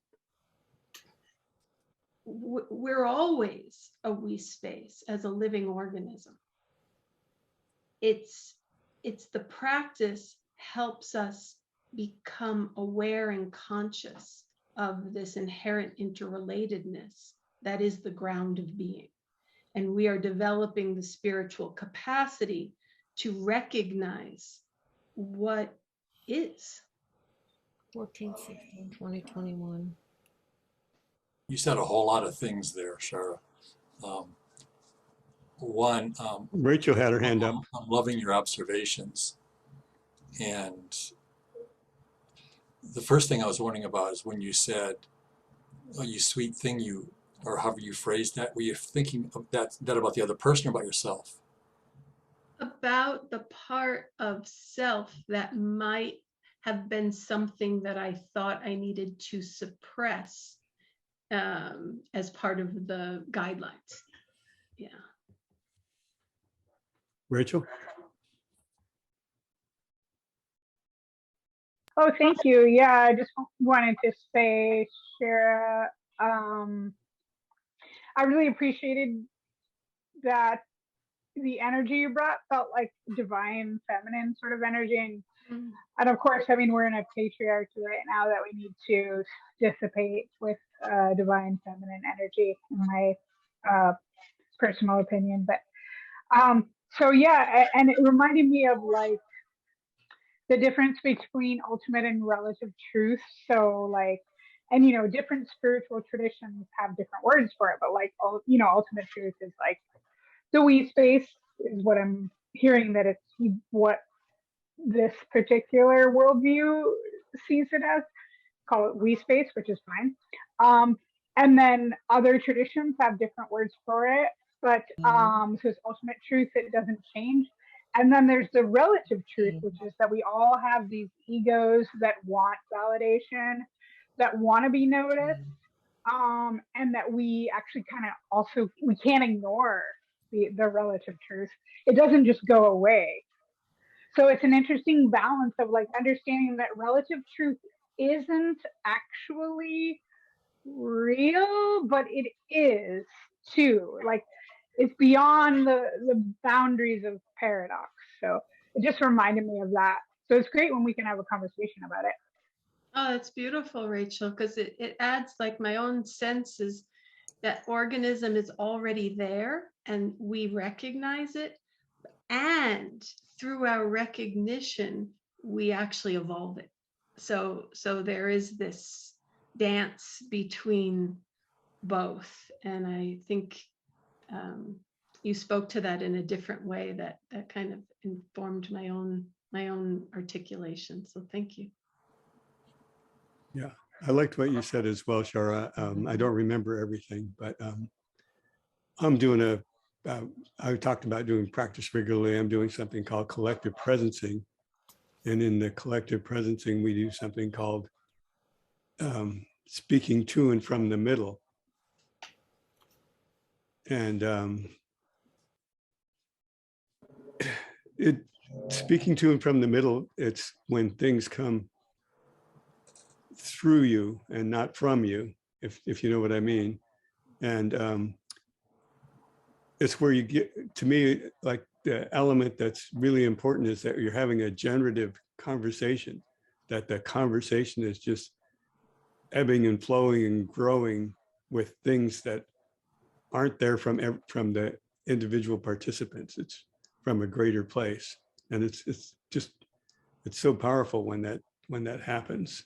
And it's like surprising to hear what others have to say and what I have to say. Like sometimes it just like, wow, I didn't know that was there for me, till I was able to get into that space.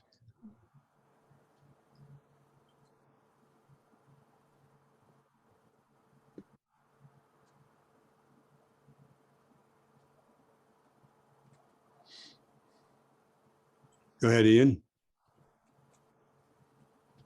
Thanks, Eloy. Just as I listen to people making connections with a practice in the diamond approach. I don't know if anyone else has ever belonged to one of those groups, but a pretty standard practice is an inquiry where you're with another person, and it's not like you're trying to connect with the other person. It's individual work, but it's expressing what it's like to be you in the moment, or working with a repeating question type thing. But it's the other person is witnessing while the individual speaking is really trying to connect with themselves. And I guess I'm just seeing some parallels between that experience and kind of how people are talking about getting into a we space. Because in this process of really connecting to yourself and getting a chance to express it in the presence of another person, it does have a calming effect on kind of the nervous system. And then when you're in the role of listening to the other person, it just is, it's so much more, my experience is it's very clear, it's very intense, and that's all you're focusing on. And just the product of that practice, and it's normally in a retreat of 2 or 3 days at least, is within the group that people are increasingly in this state, I would say, that where the connections over a meal or in a break do feel like what people are describing as a we space. And it just makes me wonder if this is just another way to prepare oneself or develop a capacity to do this. Be interested in any other thoughts on that.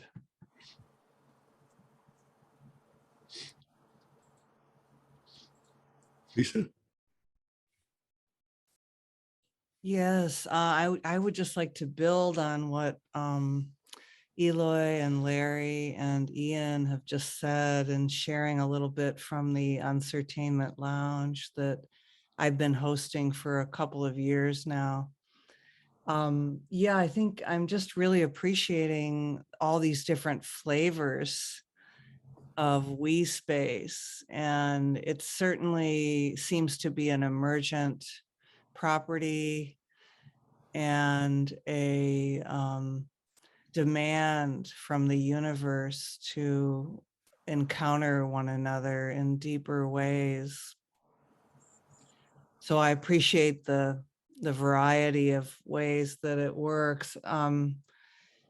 There's so much commonality with what's already been said. I think especially this idea of one of the properties seems to be that we can think better when someone is deeply listening, and we may or we may not know what we're invited into allowing whatever is coming out of our mouths or not. Silence is okay, and nonverbal participation is very much considered participation as well. So everybody matters. And I think another minimum viable criteria would be that granting of unconditional regard that Tom mentioned, that's a condition of participation when we enter into the space together. And the hardest part for some of us is granting that unconditional regard to ourselves. So I think what the Uncertainment Lounge is more agnostic, I think, than what Tom, I'd love to hear your thoughts about what I'm saying, Tom. But I think the Uncertainment Lounge is more agnostic in the sense that resonance happens and divergence also happens, tensions happen, and we were more in just a curiosity about that. And then the theme of uncertainty aims to love and embrace the pervasive uncertainty that's so much a part of our world. So it's not for everyone. And I was telling my breakout group that a lot of it's self-selecting, because some people say, maybe not today, maybe next week. Uncertainty, maybe next week. So those are some initial thoughts. Thanks all. Thanks, Tom, so much for the space. You know, I tend to be somebody who's a lot more wordy and likes to write things down and language it. So that's why I went. And you're right, it isn't for everyone. You got to be comfortable with like 10, 15 minutes of silence and then something is said. But I think I told you this, Lisa, that the pace, what emerges is very different. And I kind of appreciated that. And, you know, with everyone charged with don't speak until you feel the emergence. Am I languaging that right? Yes, like kind of like a Quaker circle, speak only when you feel moved. Yes. Yeah, I found all of that very interesting. So, you know, I'm always looking out for different ways, and yours was so unique that I wanted to give it a try. Great to have you there with us, Tom, anytime.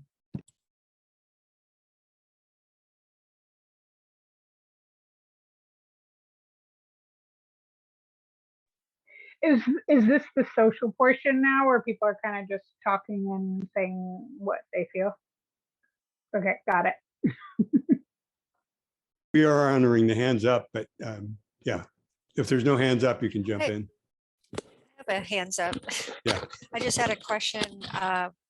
Somebody asked, what's the difference between an empath and a highly sensitive person? But then they said, oh, that's a vertical, so they didn't want to go into that. But actually, I'm curious, what's the difference?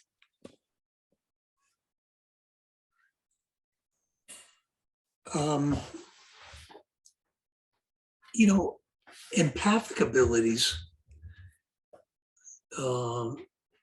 sympathy, empathy. Sympathy is a natural human response to trauma you haven't gone through. Empathy, something you've gone through and you can really relate to it personally. That's what I have always understood. But it never seemed like a big enough word to really contain, you know, all the experience of the HSP, because everything's physiological, it's all the quadrants show up. Eloy touched upon like knowing, how do we end up being vehicles to know things that emerge through the subtle? I just don't know. So empathy just seems like such a small little thing compared to, somebody that has HSP seems to have a genetic endowment, first of all, and then if they can fine tune it with these integral life practices so that they can play in the energetic field, no matter what way works for them. And I always have this sense, like 50 years from now, they're going to look at what we're doing as child play. But that's where we are.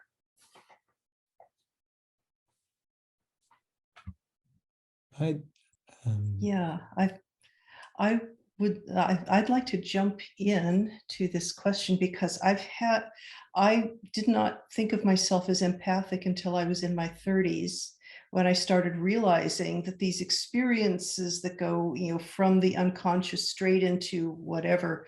I was interviewing a woman. I was working at the organization, serving my guru for my spiritual path, and a woman came to see us. She was, I would say, in her late 40s, and she very corporate, very, very upmarket corporate, and very hard. And she was furious that her 19-year-old daughter had taken initiation and joined our spiritual group. And she was sure, this was some weirdo cult or something. And it was my job to sit and talk with her. And a colleague was there with me. And as I sat down, and I was prepared to be, just explain what this is and what it's not, and, very, very cerebral. So I have an academic background. I can be very cerebral, but I realized that my jaw was shaking. And then it started shaking so hard, I had to stop talking and completely withdraw my attention into my own body to control the shaking of my jaw. And I just let my colleague take over doing the talking, dealing with the woman. I just, completely withdrew my attention to control my physical reaction. And and this was all new territory to me. I'd only been meditating about 1.5 years at that time. And so I kind of, what is this? And I realized I was about to burst into hysterical crying. And what on the earth is this? And then I realized it wasn't me, it was her. She was sitting sideways to us, like this. And she would talk to us like over her shoulder, like very cold, very controlled, very angry and accusatory, like, what are you doing to my daughter? And then what I got was she was controlling herself because she was on the edge of bursting out in tears. She was terrified. So I just kind of stayed inside. This was all new to me. I was just making this up as I went along. She was terrified. She had had a very hard life, and she had created a life for herself. And if what we were about with the spirituality was real, it completely pulled the rug out from anything she understood about life. She was absolutely terrified. And somehow I got that. And then I started, and I just let go. I don't even remember what I said. I was in the energy, not in the words. And this was all, completely new territory. But I just started making soothing noises. If I'd known to go shh, I probably would have. But I just say, it's harmless. We're harmless nuts. It's okay. It's just like you would soothe, that beautiful little baby, that precious child. That Lisa, that you were talking about, I just made soothing noises and didn't even think about the cerebral stuff. And she relaxed, and we ended up spending about 1.5 hours together, the three of us. She ended up just relaxing and just unburdening herself with the story of her life.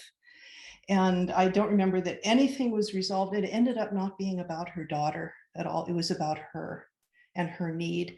And we ended up having just a very beautiful sharing. I guess we unconsciously created a we space, but that just kind of, oh my God, I did that, oh my God, afterwards, what was that? And so to me, empathic, as I understand it, my definition is when somebody takes on the emotions or whatever, the thought emotions of another person and registers it in themselves. And this has been a process of discernment for me to learn boundaries, like when it's me and when it's somebody else, and to be able to tell the difference.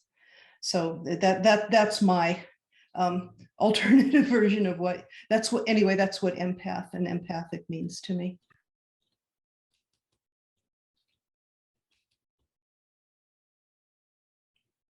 Tyler?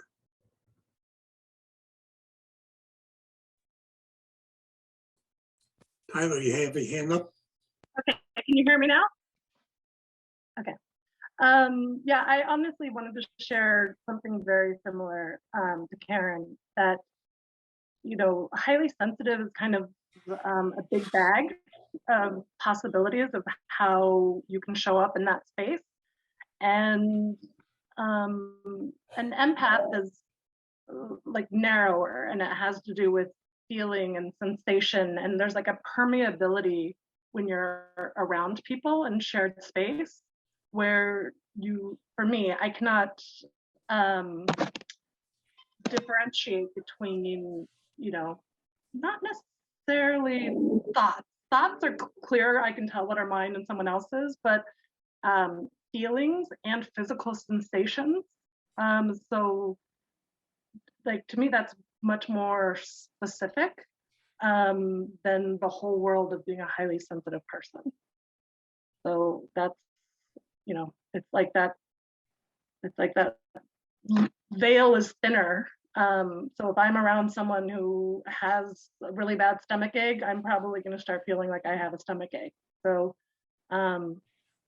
yeah, it's a lot of the same work to deal with boundaries and things like that, but to me, it's very much that, I don't know, feel like getting a reflection of someone else in that, you know, feeling, physical sensation realm. Yeah.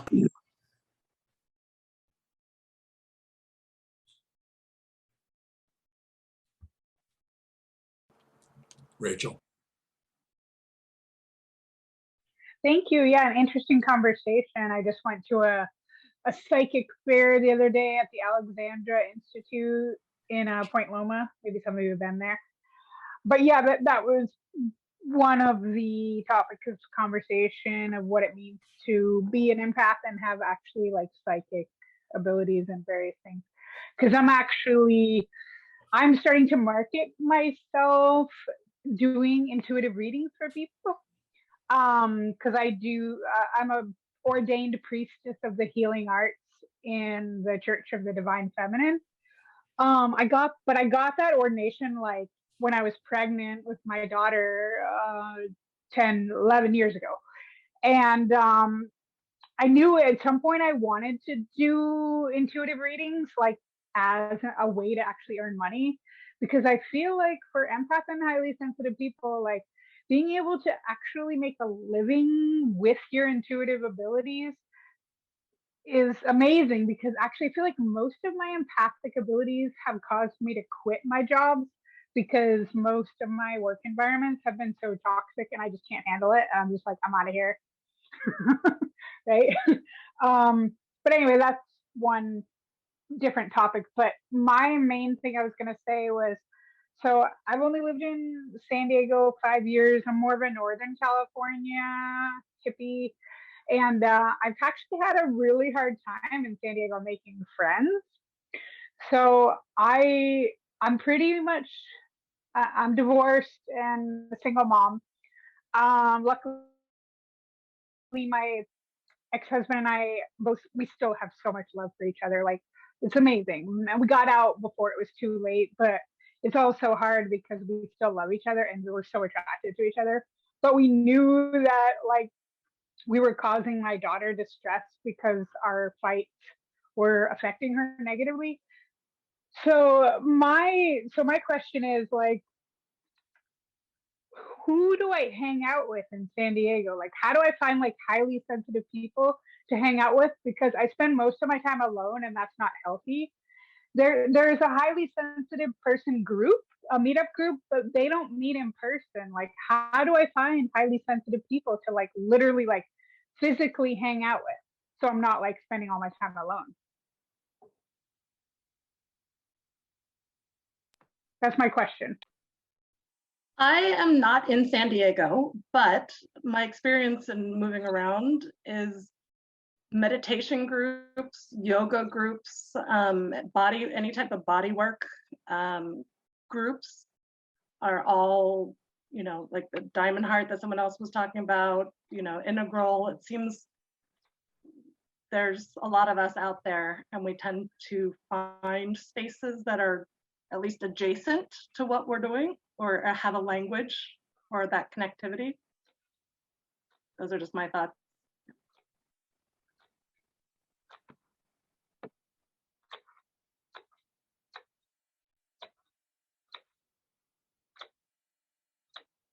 Yeah, that's what I thought. I don't think there's an easy answer to it. Because I think a lot of highly sensitive people have partners. Like when I have a partner, I just spend all my time with my partner. Like I only need like one person to hang out with, right? But when I don't have that partner, I don't hang out with anybody. So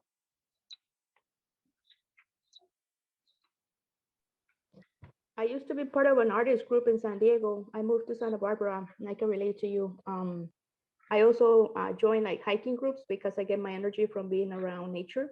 And so that was also helpful to me, just to be out in nature, go to lakes, go to the ocean, be around people in ways that wasn't too overwhelming for me. So hopefully you find something.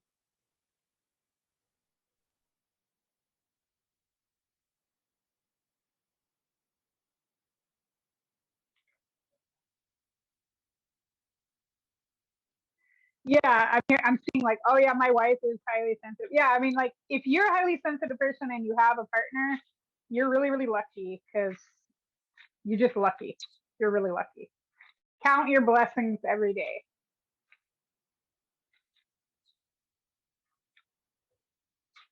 Lisa?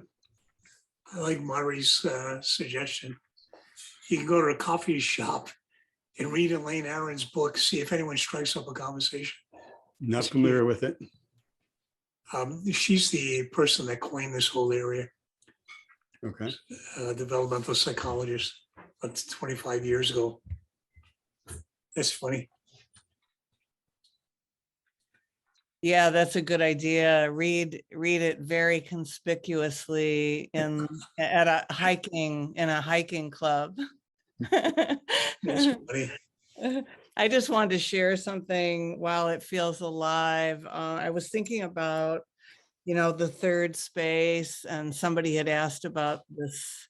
And Tom, you made the comment, I often think that like in 50 years, people will look back and think, wow, they didn't have any of the distinctions. They didn't, you know, kind of like we look back at the pragmatists or the transcendentalists today, or New Thought. But yeah, I'm thinking about David Bohm and how he talks about how we're whirlpools in the stream, you know, and all the different competing theories about the ontological theories about what might be going on.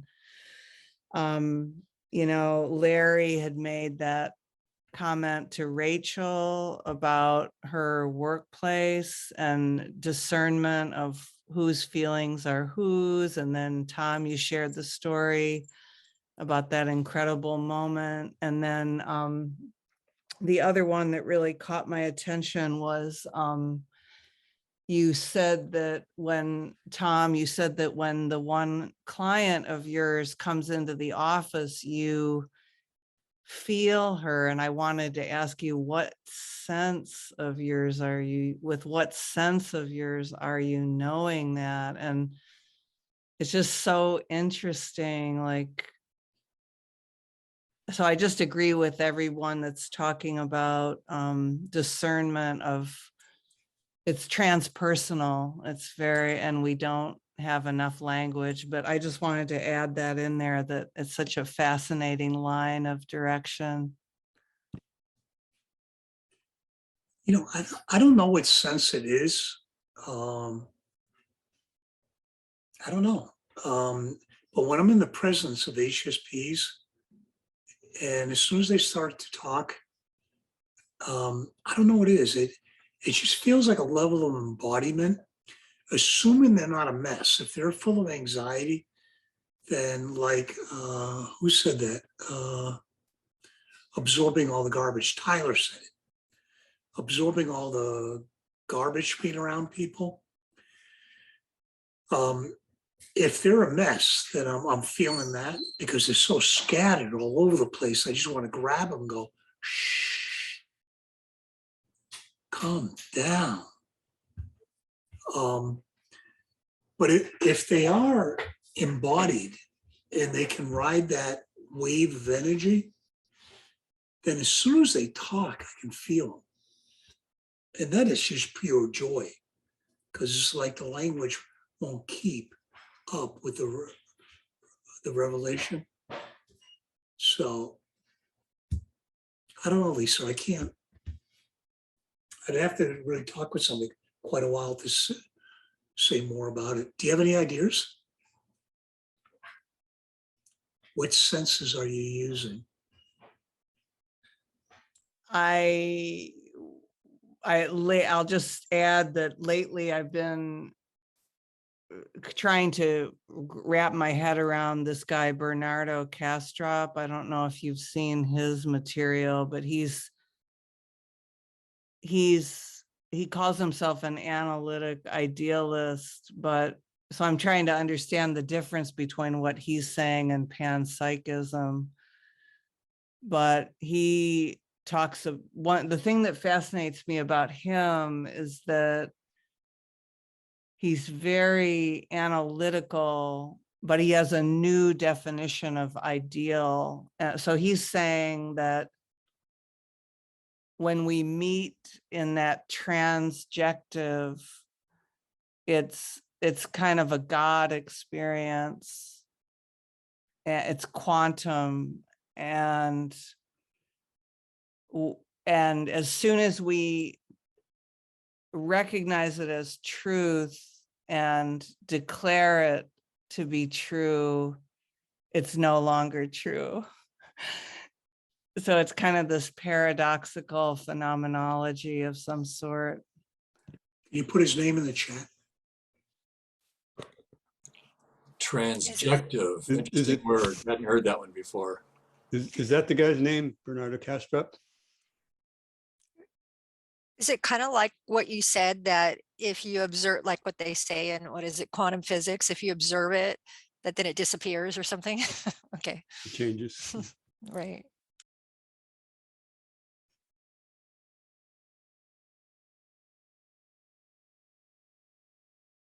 Tyler?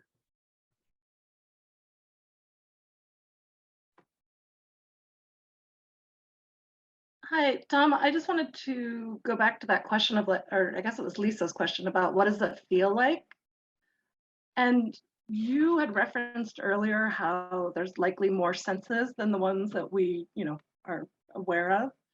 And I agree. And I don't know what it's like for other people, but to me, it's like a polarity.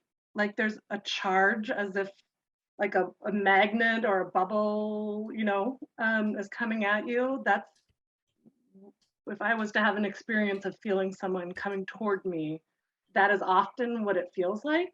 Or barometric pressure, that you can feel it, but you can't describe it, but you can feel the shift in it. And it's something very core and internal to us, but there's not a language really about it yet, but it's without a doubt a sense of ours, inner ear, like the connectivity between all of those things. There's a lot of information happening, and those are the ways that it lights up for me.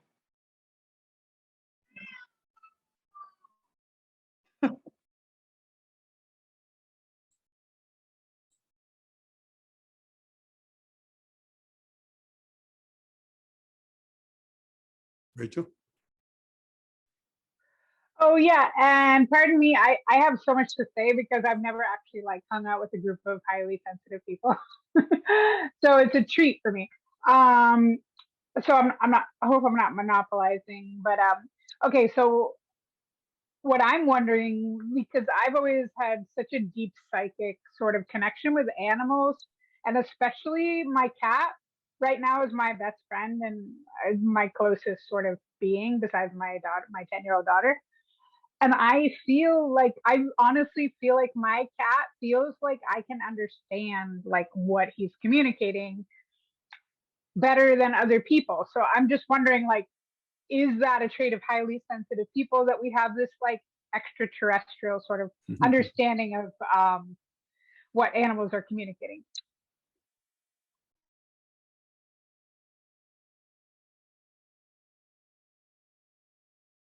No, my wife has that capability too.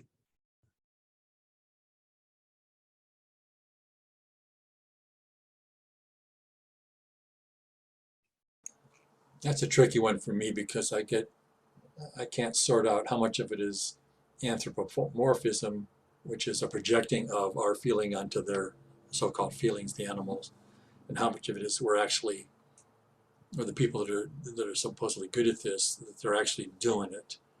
You know, I don't. Does anybody know if there's any studies on that to kind of sort that out? I don't know about studies, but my wife has been able to like diagnose animals psychically or energetically. I think Rupert Sheldrake's really big on that. I think he has a book called Your Dog Knows When You're Coming Home or something like that. But yeah, I used to have a cat that would wait for me in my driveway. I was going to say, when talking about, you know, what sense that is, I've seen recently, you know, the sixth sense, and then I've seen where somebody says there's 10 senses, and I'm thinking, I wonder what all of those are.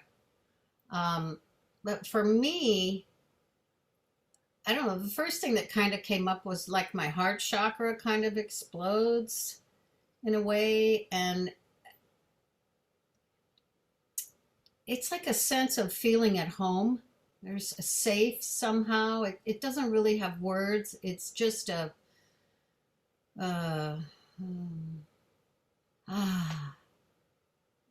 it's okay, or something like that.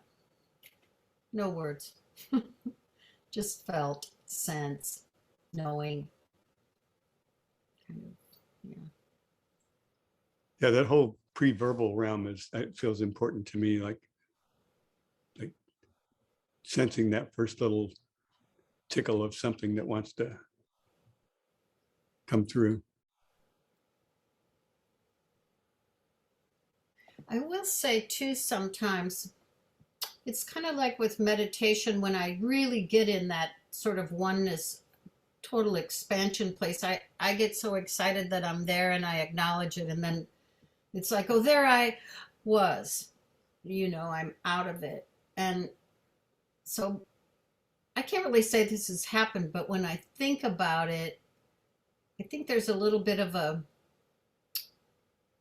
not anxiety, but I just want to hold on to that. I don't want it to change.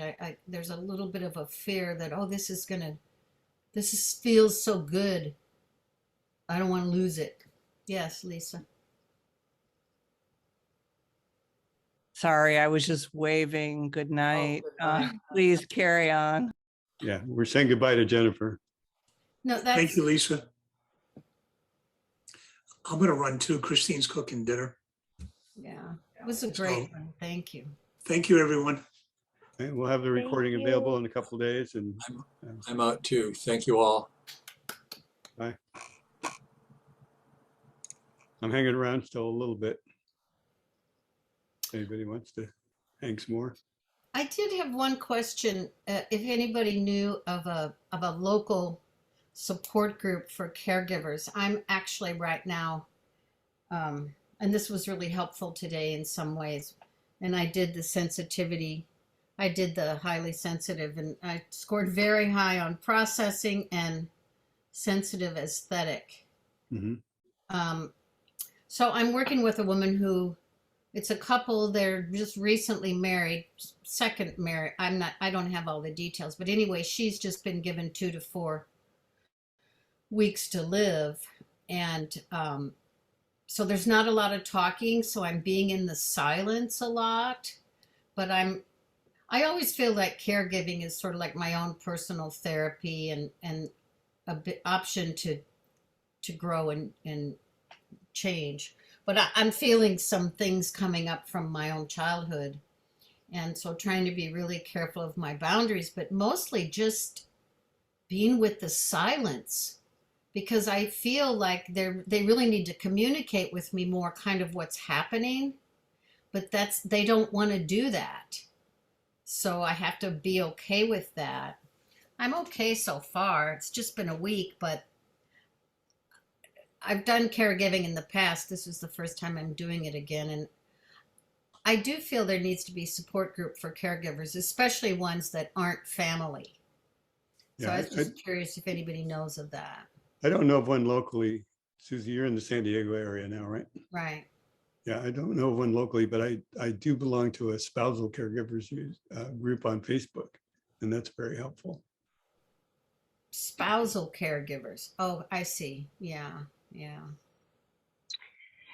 And Susie, from what I understand, some of because I did elder caregiving and that's what I do. Care for the dying for many years before I became a mom. From what I understand, the major hospitals do have caregiving support groups like Kaiser, and I don't know how like progressive they are. Yeah, I don't think that would their work. holistic thinking about death and dying, but yeah, I know there must be. I know there must be support groups for caregivers. Like for me personally, like I really love helping people transition through the dying process because I think it's such a beautiful process, and like just holding space for people and not being afraid of death. Yeah, that's kind of what it's I a want to. wonderful thing you're doing. Like that's kind of what I want to share with her, like how great this whole process is, and it's going to be beautiful. But I can't, she's a very private person is what I'm learning. So I'm just kind of going with the flow. So I figure I'll probably grow tremendously. Now, are you familiar with Frank Ostaseski's book, The 5 Invitations? No. Okay, so he's a Zen hospice guy for a long, long time. And his book is really beautiful. And it's got a lot of stories of people dying and 5 Invitations. I think yeah, the last name might be a little hard to spell. Say it again. Ostaseski. Ostaseski. Yeah, Osteski, I think. Yeah, okay. Thank you.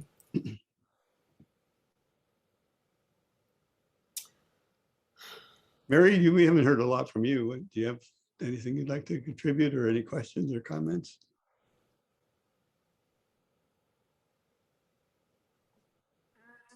Sorry, I'm not really comfortable being recorded, so I've kind of just kept my comments to chat. Thank you. Good call. Okay, thank you.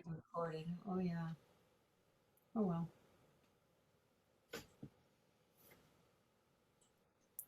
Well, okay. Whoops. Sorry, I muted you, Susie. I'm sorry.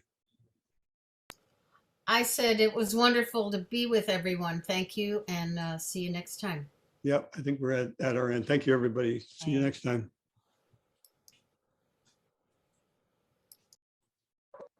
oh, thank you for welcoming the new people. I really appreciate it. Oh yeah, thanks for coming. Yeah, it's great to have new faces. All right, see ya. For further information, including upcoming events, resources, links to our Facebook and Meetup pages, and our fabulous donate button, please visit our website at sandiegointegral.org. Donations are greatly appreciated and help us to continue to provide information and connection within the Integral community.